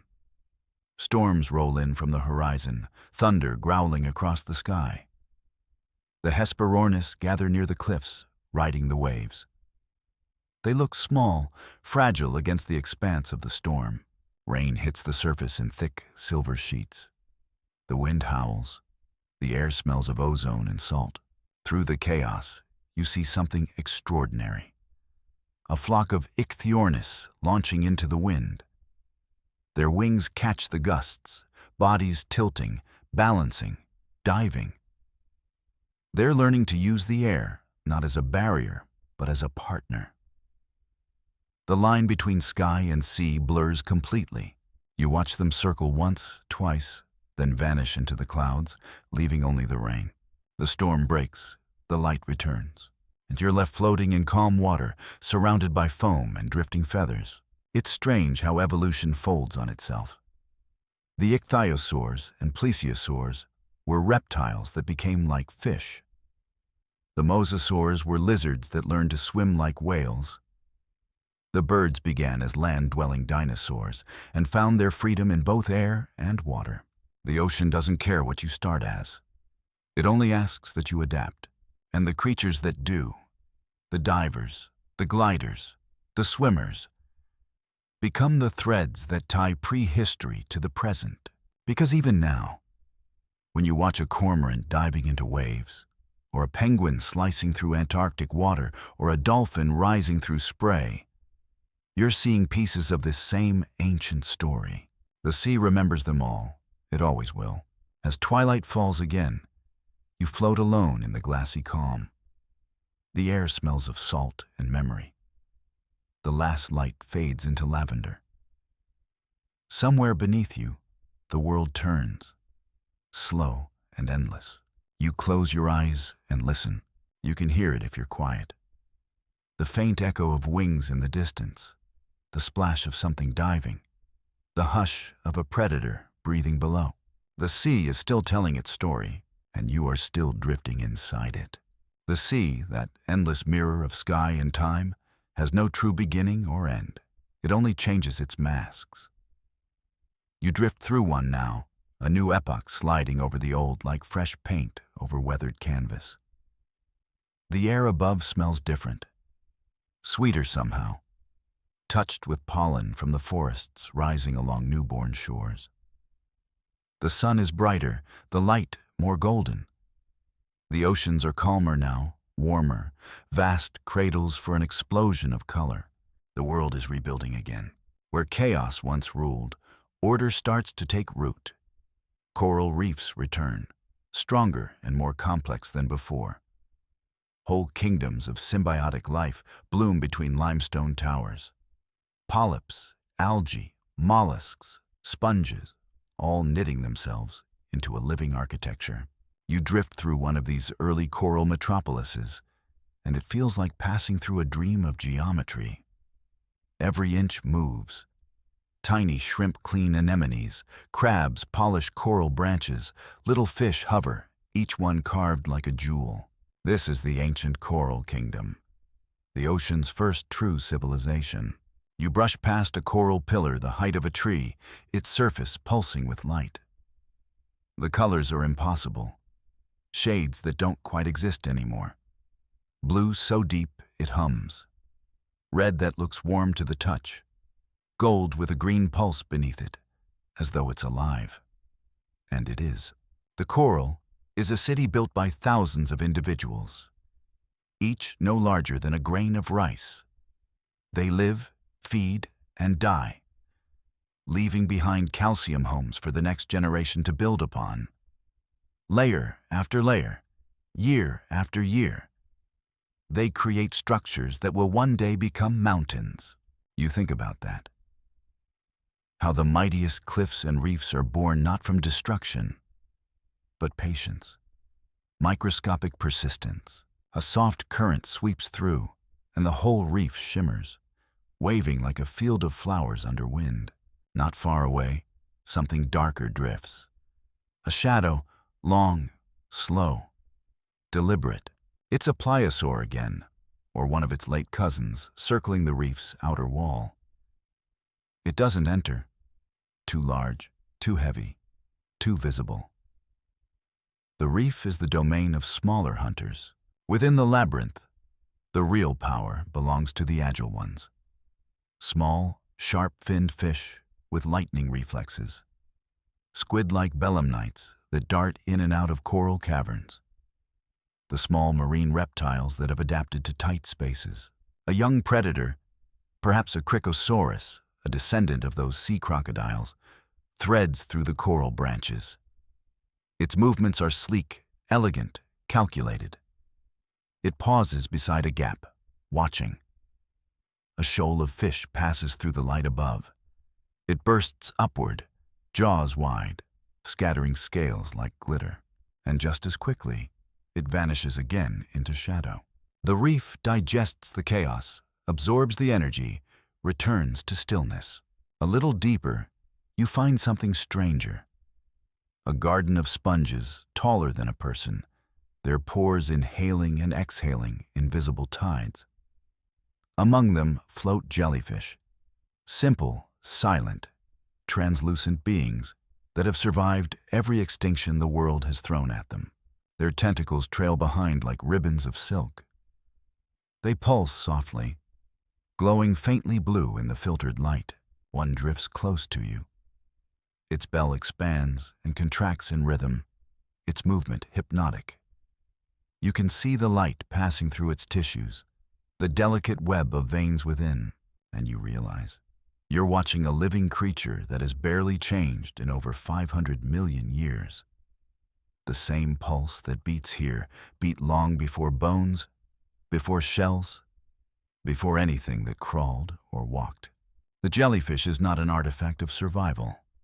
It is survival. In modern reefs, scientists will one day debate how coral systems collapse, how acidification, warming, and time gnaw at their foundations. But here, in this prehistoric sea, everything thrives. The symbiosis between coral and algae is new, but already perfect. The algae provide energy through photosynthesis. The coral provides shelter and structure. Together, they turn sunlight into stone. This partnership, this quiet exchange, is one of evolution's great masterpieces. You float through the coral forests, hearing the faint creak of shells, the soft crackle of shrimp.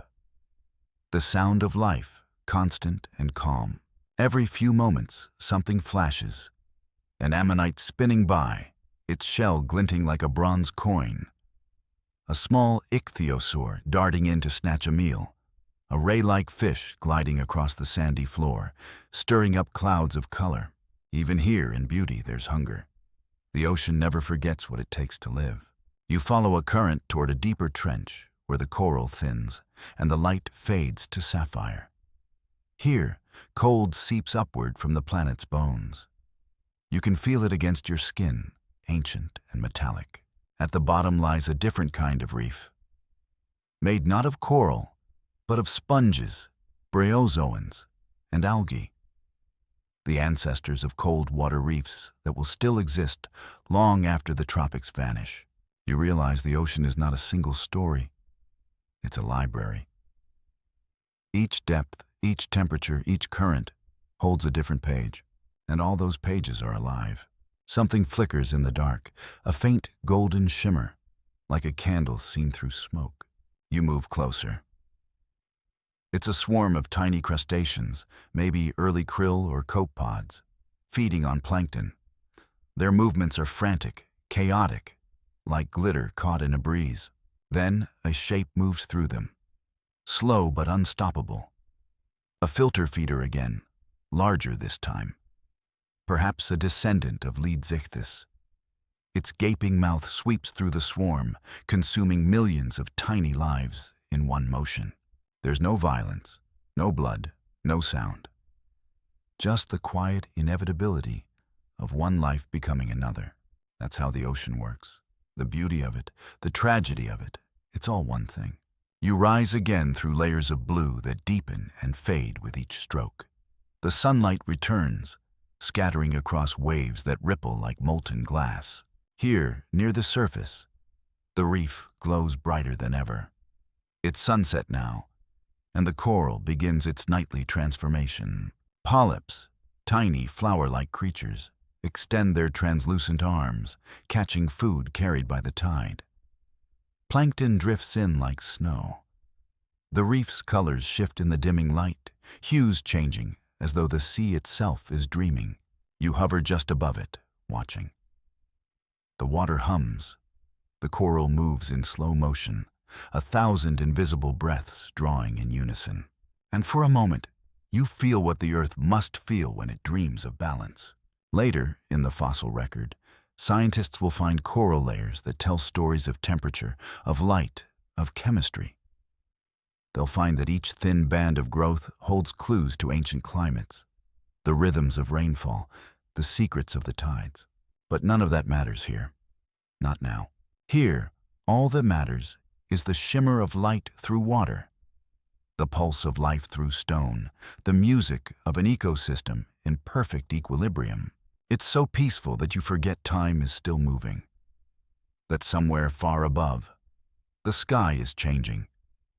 The continents are shifting, and new powers are already gathering beyond the horizon. Soon, the sea will cool again. Soon, the coral will pale. Soon, something from the land will cast a shadow across even this sanctuary. But not yet. For now, you float among the oldest architecture of life, an empire built on patience and sunlight. And as the last light of day filters down through the coral towers, you understand. This is not just history. It's a heartbeat that still echoes in every reef, every tide pool, every living wave. The ocean doesn't forget its architects. It only keeps building. The coral kingdoms shimmer one last time in the fading light, then begin to dim as if the ocean itself were closing its eyes. You feel the temperature shift. Not abruptly, but gradually, almost politely. The water grows cooler, the currents slower, the plankton clouds thinner. Something in the chemistry has changed, though the creatures of this world don't yet understand it. You sense it first in the silence, the constant hum of life. The crackle of shrimp, the soft rasp of shells against coral, fades until only the dull rhythm of your heartbeat remains. The reef, once a festival of motion and color, lies eerily still. Fish drift sluggishly. Jellyfish pulse slower. The water tastes faintly sour. You can almost hear the earth whispering to itself, rearranging its balance, tightening the invisible threads that hold everything together. It's subtle at first, but it's the beginning of something vast. You're standing at the edge of an extinction. No asteroid, no explosion. Not yet. The end begins quietly, with carbon.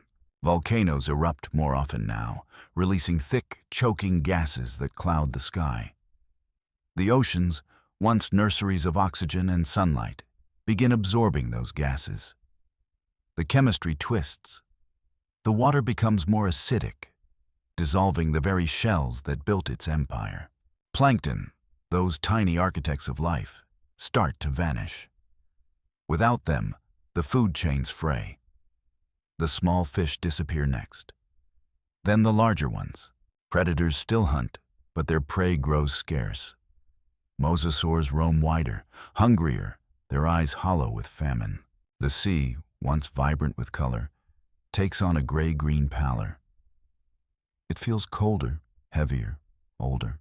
You drift through it, weightless, powerless, a witness to the slow unraveling of the world. In the shallows, the coral begins to bleach. What was once crimson and gold fades to bone white. The polyps die in silence, leaving behind ghostly skeletons. Algae overtake the dead reef, painting everything in dull, slimy greens.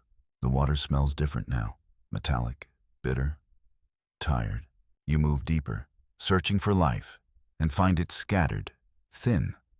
The schools of ammonites that once shimmered like galaxies are sparse now, each shell dimmed by algae and dust. A single ammonite glides past, its shell cracked from stress, its tentacles weak. It curls tightly in on itself, then releases, drifting upward toward the light. When it breaks the surface, the waves close over it gently, almost mercifully. You watch it sink again, spiraling like a falling coin. Somewhere above, thunder rolls. Not from weather, but from mountains breaking apart. Continents collide, reshaping oceans. The currents shift. Warm water freezes, cold water warms. The balance collapses, and with it, the world begins to change. Down below, the great predators fight to endure. You pass a massive Tylosaurus, its ribs visible through thinning flesh, its movements slower, more desperate. Its jaws open to strike at a passing shadow, only to reveal a smaller mosasaur, half its size, lunging for the same prey. They clash in an explosion of bubbles and fury, tails thrashing, teeth tearing through the water. It's not hunger anymore. It's instinct refusing to die. But there's nothing left for either of them. You watch them drift apart, wounds blooming red into the cold dark. Neither survives long. Within hours, both will sink, their bodies becoming part of the seafloor, their bones another layer in the planet's long, slow archive. The ocean doesn't mourn, it only records. Farther north, storms rage. Hurricanes hammer coastlines that have never known such violence. The air carries fine ash from burning forests. Rivers choke with silt. Each storm pulls sediment from land into the sea, clouding the shallows, blocking the sun. Photosynthesis falters. Algae die. Coral colonies starve. You surface briefly in the middle of one of these tempests. The sky is black with smoke. Lightning crawls across the clouds like veins of fire. The waves tower, gray and furious. Rain hammers your face, heavy as gravel. It feels like the world trying to wash itself clean. But beneath the waves, nothing washes away. Everything sinks. And still, life fights back. In the deeper trenches, where the water is stable and cold, certain species cling to survival. Small ammonites adapt, evolving thicker shells to resist acidity. Sharks, primitive, patient, continue hunting, unbothered by change. And deep near the vents, ancient life forms thrive as if nothing has happened. Bacteria that feed on minerals instead of sunlight multiply. Tube worms grow taller. Even as the surface dies, the abyss keeps its secrets alive. You realize then that extinction isn't uniform. It's not an apocalypse that wipes the board clean. It's a wave rolling unevenly across the world. It spares some, forgets others, chooses at random. The earth doesn't destroy with malice. It simply changes the rules. You follow one of the last Mosasaurs through the fading light. It swims slower than its ancestors, its skin mottled with scars and parasites. The water around it is quiet, too quiet. No fish, no schools of ammonites, no flicker of light. The creature rises once more to breathe. It exhales, sending a plume of mist into the gray air, then dives again. It keeps diving, deeper and deeper, as if searching for a world that no longer exists. When it finally settles on the seafloor, it doesn't move again. You hover above, the silence pressing in, the weight of time closing over everything. The ocean holds its breath. A few species linger. Tiny planktonic survivors, miniature mollusks, ancient lineages that will rebuild the sea's future. But the giants are gone. The ichthyosaurs have vanished already. The plesiosaurs are dust. The Mosasaurs, the last of the great marine reptiles, fade into fossil. Above, the land trembles. In the distance, something bright cuts across the horizon. Brief, blinding, absolute. It's not part of this extinction, not yet. But it's coming. A small point of light, moving fast, burning the air, drawing the curtain on everything that came before. The asteroid. Its shockwave will shake the Earth to its core, boiling oceans, turning skies to ash. It will take the dinosaurs, the mosasaurs, the ammonites, all of them. You can almost hear it. The growing roar, the hum of inevitable impact. But the ocean doesn't flinch.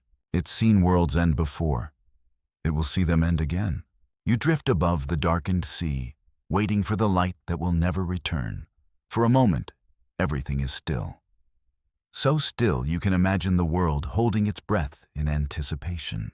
Then, on the horizon, the sky ignites. White fire blooms where blue once lived. A wave of heat races across the ocean's surface, vaporizing everything in its path.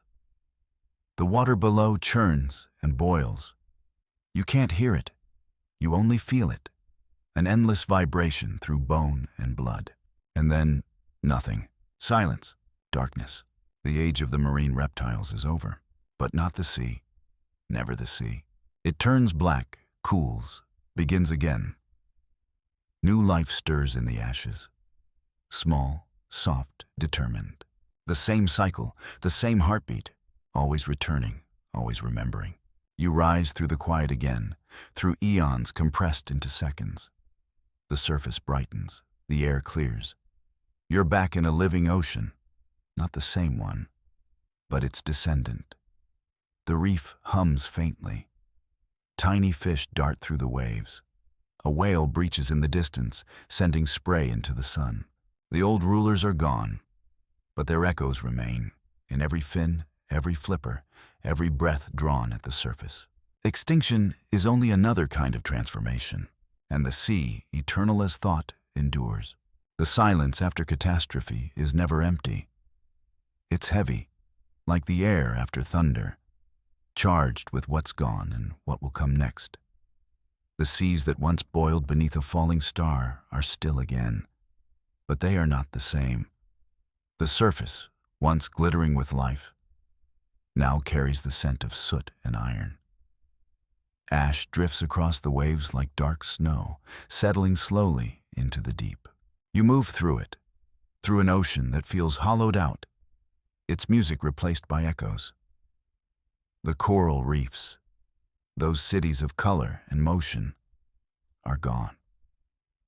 The ammonites, the mosasaurs, the great swimmers that ruled for ages, all erased in the space of a breath.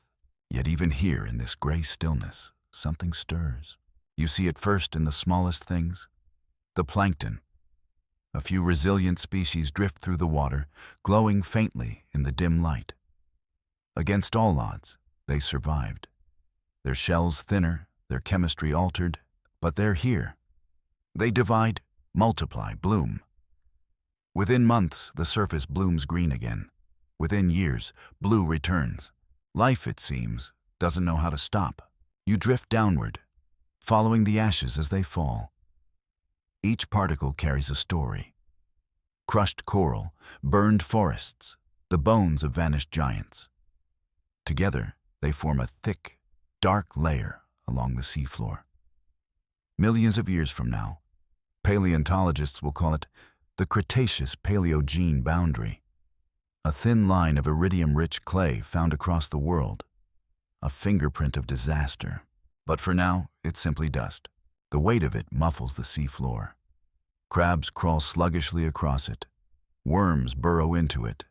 Microbes feed on what remains. The cycle begins again, small and silent. Above, the surface teems with new shapes. You see fish returning in small schools, darting through shafts of sunlight that pierce the clouded sky. There's something almost timid about them, as if they remember what happened and move cautiously, reverently. A few new reptiles remain, smaller, thinner, adapted to coastlines rather than the open sea. But they will not rule again. The ocean has chosen a new path. A sleek shadow moves past you, long and sinuous. For a heartbeat, you think it's a baby mosasaur. But it's something else. A mammal. Tiny, whiskered, sharp-eyed. It darts through the water, chasing small fish, its flippers moving in smooth rhythm. It surfaces, gulps air, and dives again. You realize, with a strange sense of awe, that you're looking at the blueprint for the future. An early ancestor of whales. The first of these creatures were land dwellers, four-legged hunters that fished along ancient shores. They looked like wolves with hooves, curious and cunning. Over generations, they ventured deeper into the water, their legs turning to paddles, their spines elongating, their nostrils sliding back toward the top of their heads. And then, one day, they never came back to land. You watch as time folds again, centuries blending into moments. Those small, curious mammals grow larger, more streamlined. Their ears adapt to hear underwater. Their bones thicken to resist buoyancy. They develop blubber to stay warm in cold seas. By the time millions of years pass, the ocean once again belongs to giants. Whales? You see them now. Their silhouettes immense beneath the sunlit surface. They move like living planets, slow and deliberate, their presence filling the water with sound. You can feel the low hum of their songs, vibrations that ripple through miles of ocean. A pod passes overhead, perhaps ancestors of modern baleen whales. Their mouths are vast sieves, straining plankton from the water, echoing the feeding style of lead ichthys long before them.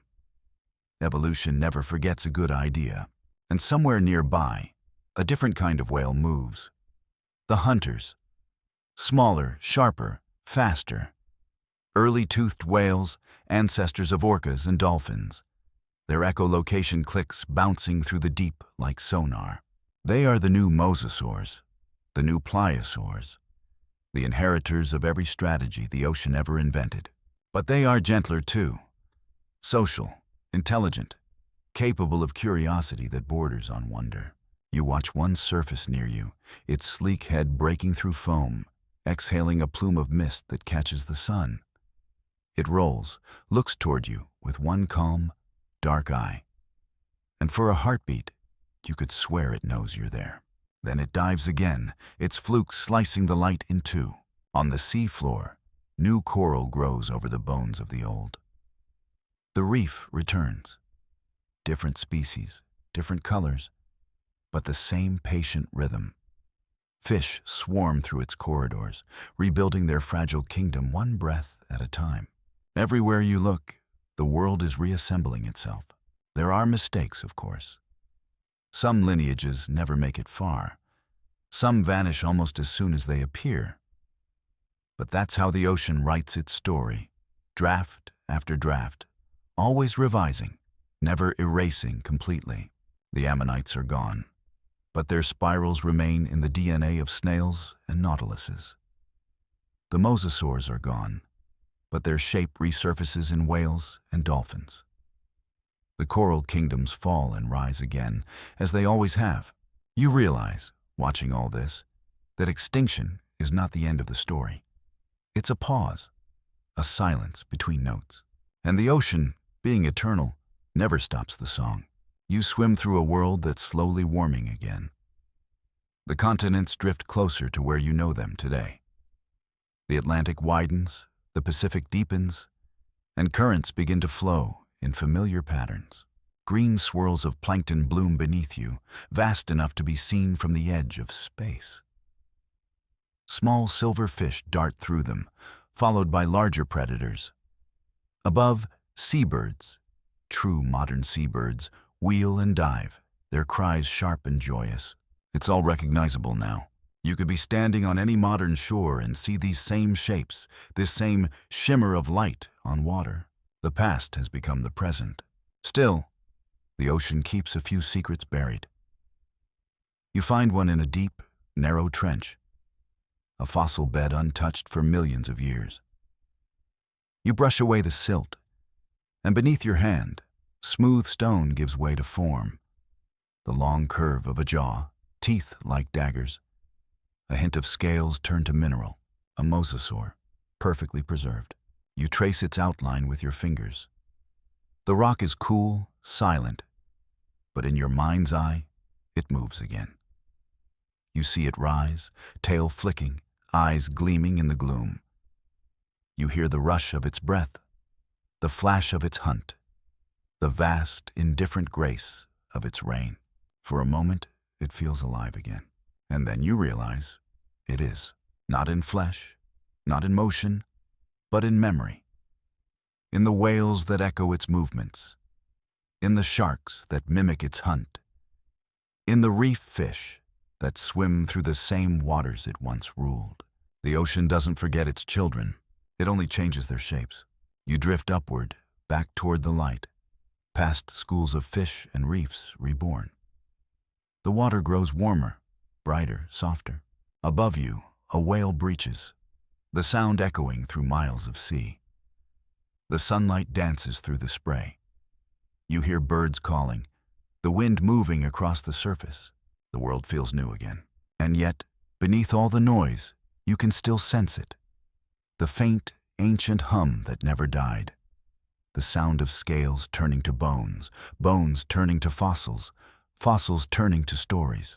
The sound of time moving like a tide. You close your eyes and listen. It's the same song the Mosasaurs once swam to, the same rhythm the coral danced to, the same heartbeat that's been echoing since the first creature took its breath in water. The ocean never stopped singing. It only changed the words. You hover in the calm of the modern sea. It feels ancient, though millions of years have passed since the asteroid's firestorm. The continents have moved, yes, and the air smells different, saltier, sharper, but the pulse beneath the waves hasn't changed. The ocean hums, low and endless, a memory older than continents. Now, instead of monsters, humans drift over it in boats. But you are not one of them. You're something older, a ghost of history, weightless, moving through water that carries the fingerprints of every age. You drift near a coastline that looks strangely familiar. It's the same cliff where you once watched a mosasaur rise through waves, the same chalk-white slope that once heard the wings of Hesperornis. Now it's calm. Grassy hills roll gently above, dotted with wildflowers. At the base, where the tides carve the rock, something catches the sunlight. Fossils? Hundreds of them. The bones of the sea's long-dead rulers are sleeping in the cliffs, turned to stone but still arranged as if ready to swim again. You recognize a vertebra here, a jaw there, teeth sharp enough to remember. And somewhere nearby, a figure climbs the rock. A woman in a bonnet, carrying a hammer and a basket. She stops, brushes the dust from a ridge of stone, and smiles. Mary Anning. You know her name, though she doesn't know yours. The year is 1823, or somewhere around it, and the cliffs of Lyme Regis are whispering their secrets to her. She kneels and pries loose a slab of limestone, revealing a curved bone beneath. She knows what she's found. She always does. She'll call it ichthyosaurs, fish lizard. She's already found several, along with the world's first plesiosaurs. She's changed how people see the ocean, how they see time itself, though few will give her the credit she deserves. You drift beside her as she works, the sound of the sea echoing off the cliffs. Each wave that breaks seems to applaud, quietly, rhythmically. She pauses to look at the horizon, her hands still covered in stone dust. Maybe she feels it too. That every fossil she finds is a door into another world, another ocean, another heartbeat. She doesn't just dig bones, she resurrects epochs. You sink again, down into the rock, through the layers she's uncovering. Each stratum is a page of history, pressed flat by weight and time. You pass through chalk, sandstone, clay, all built from the sediment of ancient seas. In one layer, you find the spiraled imprint of an ammonite, perfectly preserved, its whorls glistening faintly. In another, the broad flipper of a plesiosaur, the delicate ribcage of a fish, the ghost of a coral reef long gone. All these stories lie side by side, collapsed into silence until someone like Mary Anning frees them. You drift deeper, through darker stone, until you reach the layer where everything stops. The line of ash, the thin gray band that divides two worlds. The mark of the great extinction. You touch it gently. It's smooth and cold, like the pause between breaths. Above it lies the world that followed. Below it, the one that never returned. Back on the surface, the 19th century rolls on. Ships cross the ocean now, wooden skeletons creaking with sails. Sailors lean over railings, staring down at the dark water. They have no idea that beneath them lie entire empires of bone. In a London lecture hall, a man in a waistcoat gestures toward a large drawing pinned to the wall. The great sea dragons of the ancient world, he calls them, his voice echoing. He speaks of monstrous reptiles that swam where England now stands. The crowd murmurs in fascination and disbelief. Some call it blasphemy, others call it discovery. The truth, of course, is older than both. You smile as you drift above them. Invisible, hearing the words that will give names to the creatures you once swam beside. Mosasaurs, ichthyosaurs, plesiosaurs. Names that humans will whisper in awe, centuries after the creatures themselves turn to dust. Years pass. The fossils multiply. Museums rise, filled with skeletons that stretch across marble halls. Children press their faces to glass, eyes wide, as if they can still feel the ancient ocean moving behind the bones. And maybe they can, because the ocean never really leaves its stories behind. It only lends them to time.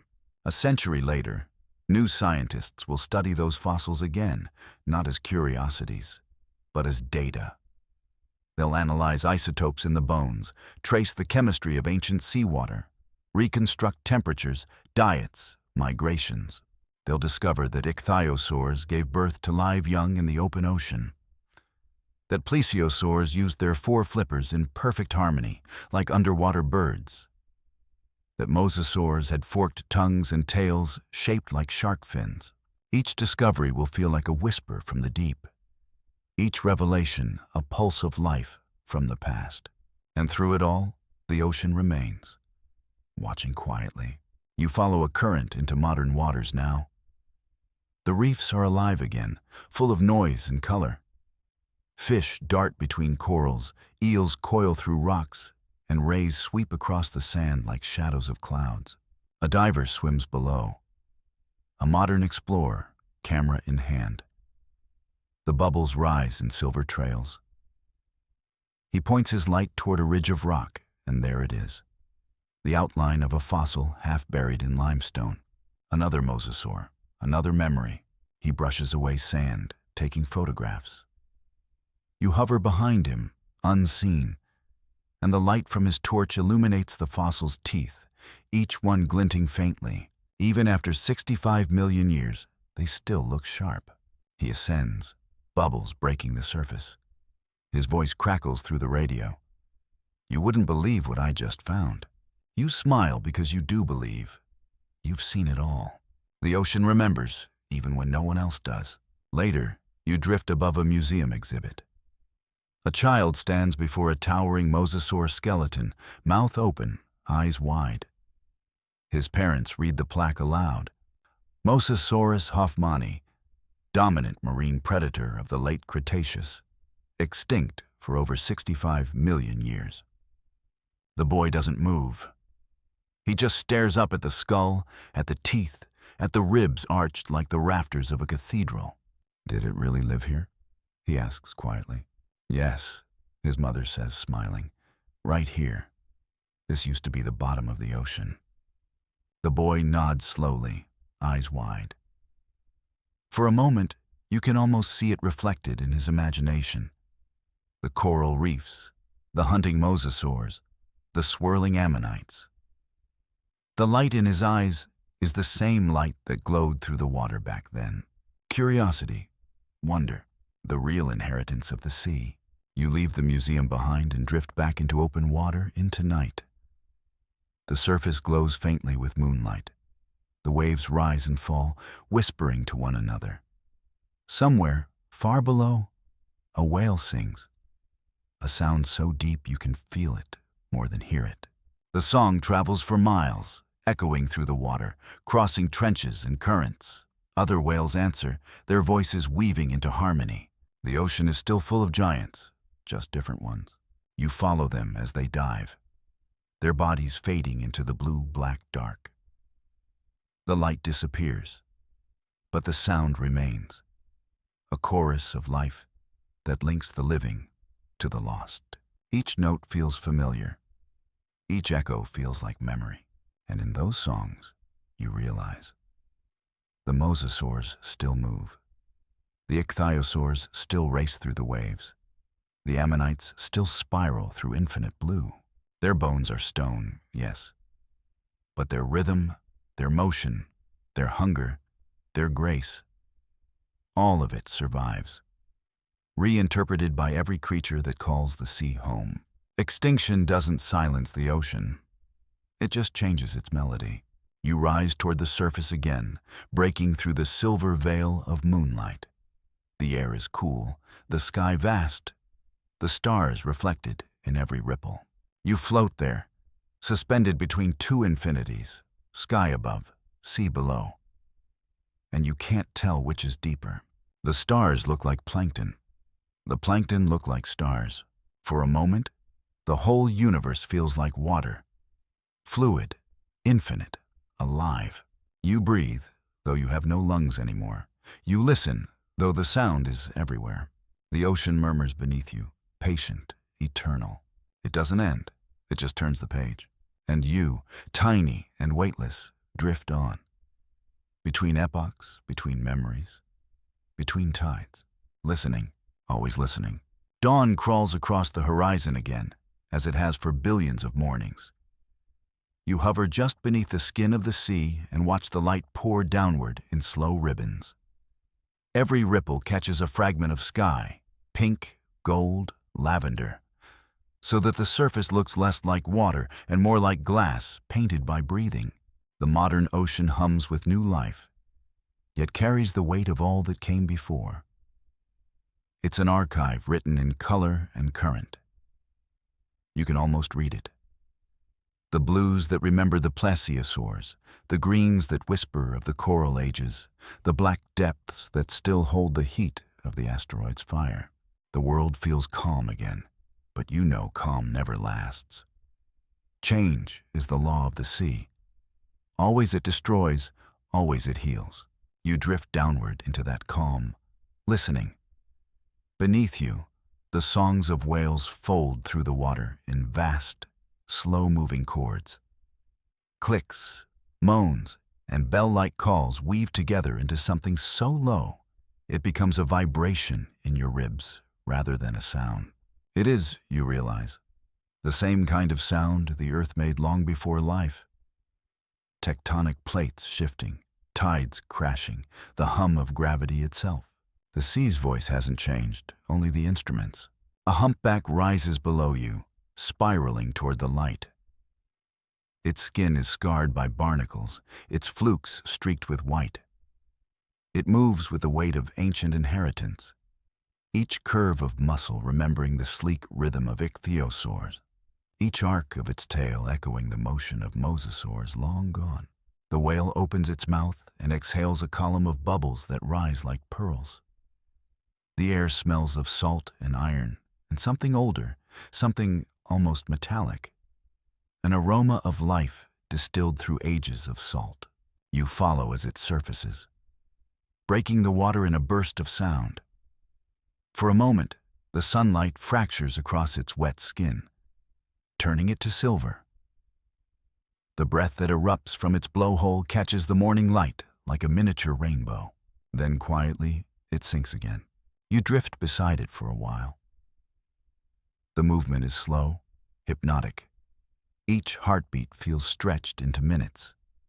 You lose track of time completely, because here, beneath the surface, time has no edges. Below, a reef shimmers. It's alive again, full of color, though different species build it now.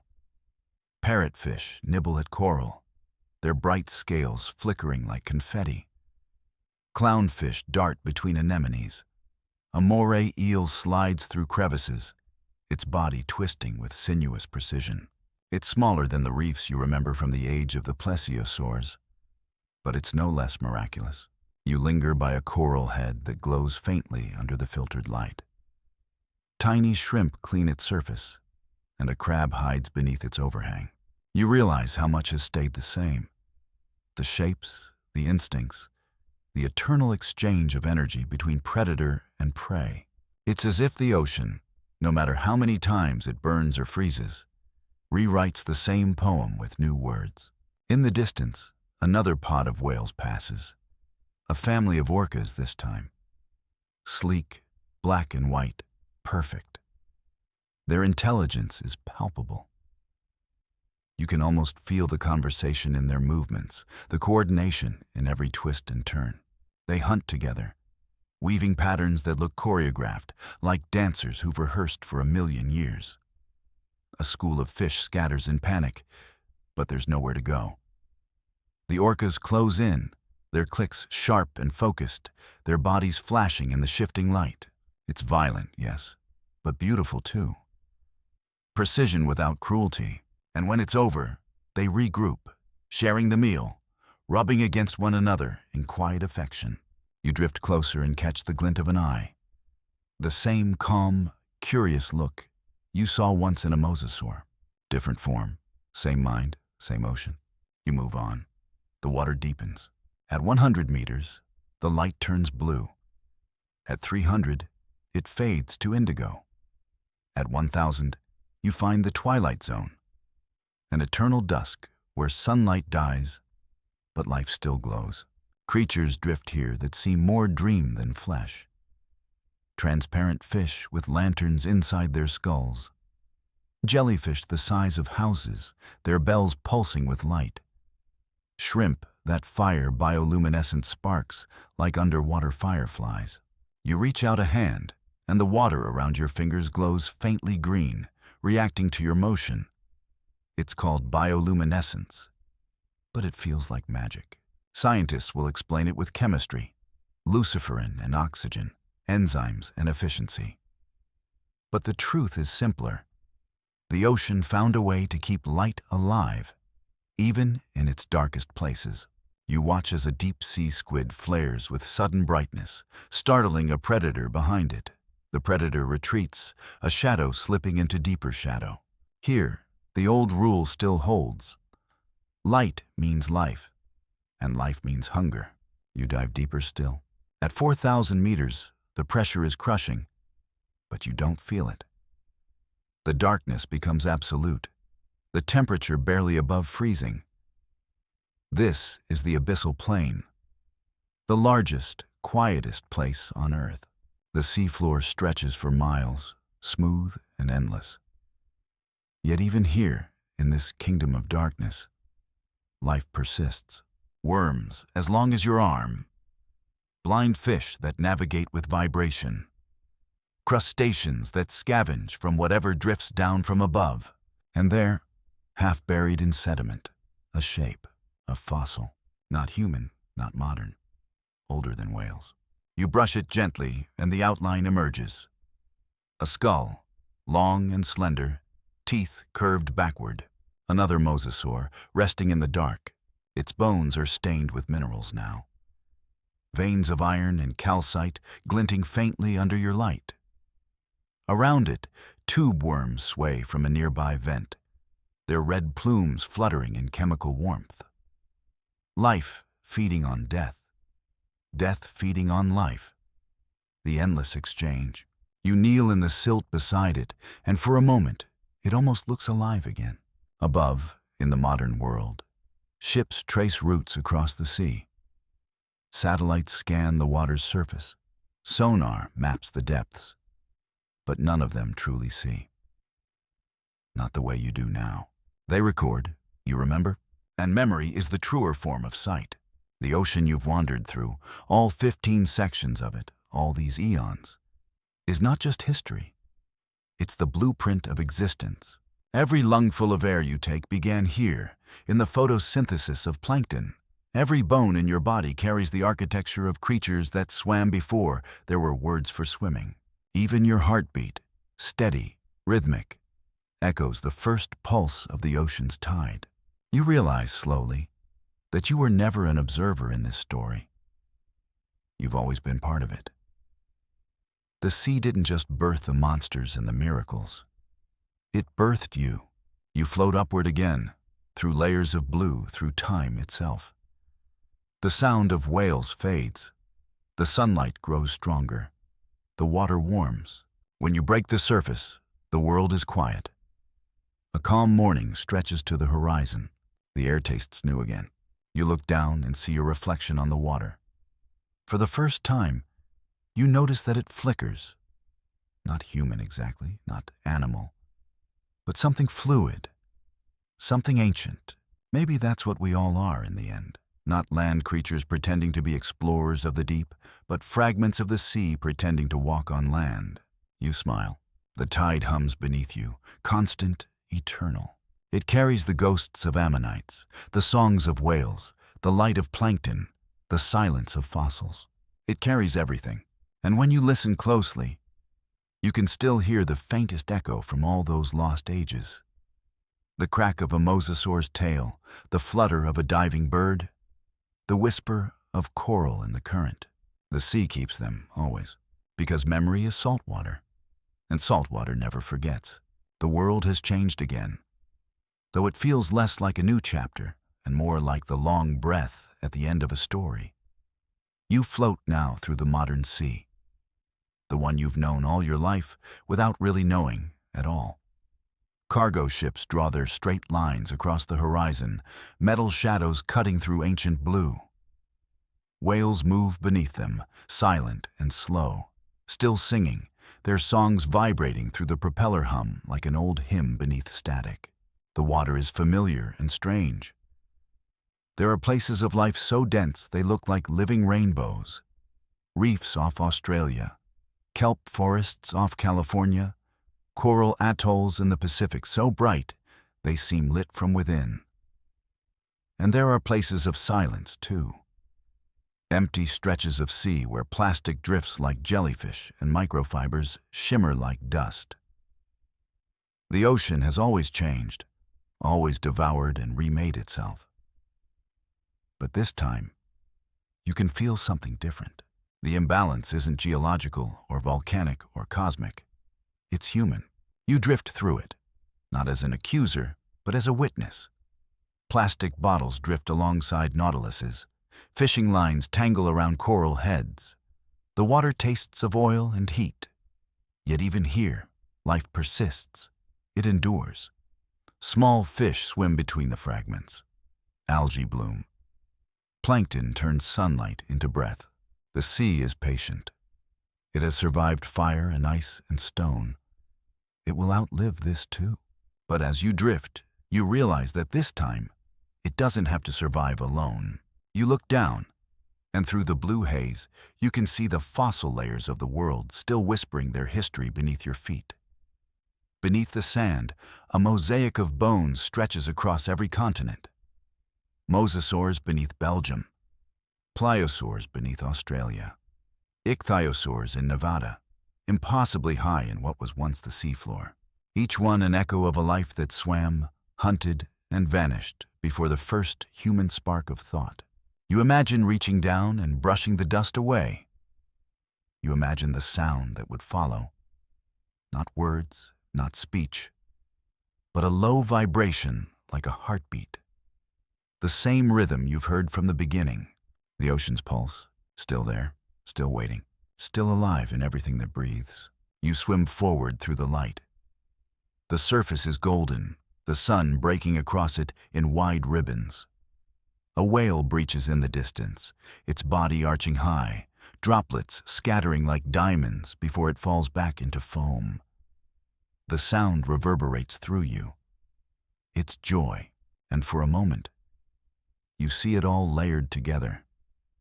The mosasaur gliding beneath, the plesiosaur coiling through deeper blue, the ichthyosaur darting with its sleek smile, the Hesperornis diving after silver fish, the whale rising, the gull circling above, all of them still here, overlapping, superimposed.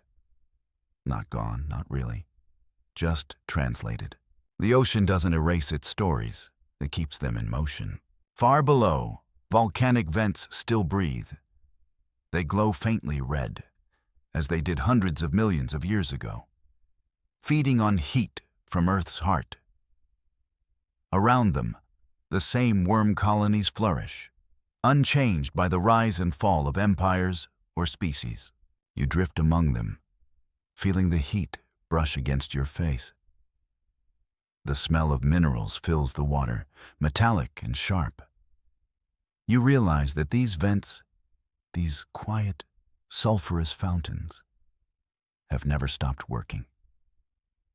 They've been exhaling since the first rain cooled the crust of the planet. You wonder if they remember the first cell that divided in their warmth. Perhaps they do. Perhaps everything does. You rise again, following a current that spirals upward. Along the way, you pass everything that has ever lived here, condensed into one vast, layered memory. You see trilobites scuttling in lines across the Cambrian mud, their eyes glittering like polished jet. You see armored fish of the Devonian, scales heavy as shields. You see the long-necked plesiosaurs weaving between the ammonites, the Mosasaurs striking from the gloom, the sharks circling with patient grace. And through it all, the same shimmer. The plankton, the builders of breath, the invisible painters of the world's color. The spiral of life winds upward through you. And for the first time, you understand that it was never about replacement. It was always about continuation. The ichthyosaurs became whales. The coral kingdoms rebuilt themselves. The jellyfish kept their glow. The song never stopped. It only found new voices. You breach the surface again. The air is cool and quiet. Night is coming, and the sky is turning the same blue as the deepest sea. Stars begin to appear, faint at first, then bright, flickering. You realize how similar they look to the plankton blooms you saw eons ago, glittering under waves. Maybe that's why the universe feels like home. It's built from the same light. A small boat passes nearby, its motor humming softly. Two scientists lean over the railing, lowering a net into the dark water. They talk quietly, their voices muffled by the wind. They're collecting plankton samples, unaware that they're scooping up the oldest song on Earth. You float closer, unseen. Their light cuts a soft cone into the water. Within it, thousands of tiny organisms drift, green, gold, alive. The same plankton that fed the ammonites, that fed the fish, that fed the mosasaurs, that now feeds whales. The same invisible foundation, unchanged for 500 million years. You can't help but smile. The scientists think they're studying the sea, but really the sea is studying them, remembering their faces, adding them to its long, endless story. A storm begins to build on the horizon. The first wind brushes the surface, ruffling it into silver threads. The smell of rain drifts through the air. Ozone, salt, memory. You should be afraid, but you're not. You've seen greater storms. You watched the sky burn once. You saw the sea freeze, saw continents split apart and come together again. You watched whole dynasties of life rise and fall. And through it all, the ocean never ceased breathing. This storm is just another verse. The rain begins, gentle at first, then heavier. Each drop sends a ripple through the surface, tiny circles spreading and merging. From above, it must look like the heartbeat of the world. And you, floating in the middle of it, feel strangely at peace. Lightning flashes far away, illuminating the clouds in brief silver light. For an instant, you see the reflection of something vast beneath you. Not a whale, not a fish, but an outline of memory itself. A shape with the long tail of a mosasaur, the fins of a plesiosaur, the glowing eyes of an ichthyosaur. It's not real, but it is. A composite of everything the sea has ever been. The light fades. The image disappears. The storm passes. And when the surface stills again, the sea looks calm, almost sacred. The night deepens. You float on your back now, looking up at the stars mirrored in the water. Above you, constellations burn. Orion, Cassiopeia, the Southern Cross. Below you, the same constellations shimmer in bioluminescent plankton. For a heartbeat, sky and sea are one, infinite and indivisible. You breathe. The air is cool, the world is quiet, and in that quiet, you finally understand. The ocean is not just a place. It's the memory of everything that has ever lived, written in water. Every storm, every extinction, every spark of life is still here, layered together in sound and salt and motion. You are floating in the bloodstream of the planet itself, and it remembers you too. You close your eyes. The whale songs fade into distance. The currents slow. The plankton glow dimmer, softer. You feel the tide rocking you gently, as if the whole sea were a cradle. All the monsters you met, the ichthyosaurs, the plesiosaurs, the pliosaurs, the mosasaurs, they're gone now, yes. But they left behind more than fossils. They left rhythm, shape, echo. The line between past and present dissolves completely. You feel it. The first cell dividing in the deep. The first creature taking a breath. The first hunter chasing light. The first wave breaking on the first shore. It's all still happening, over and over, forever. You're not ending the story. You're returning to the beginning. The sea hums softly beneath you. It's the same sound you've heard since Section 1, the same ancient heartbeat of the world. It's quieter now, but steadier. You listen to it until it fades into silence. Not an absence of sound, but the perfect stillness that comes when everything finds its place. The last thing you see before sleep takes you as a single fleck of light beneath the surface. A plankton cell, glowing faintly, drifting upward toward the moon. The smallest thing in the ocean, and the most eternal. Wind down 300 words.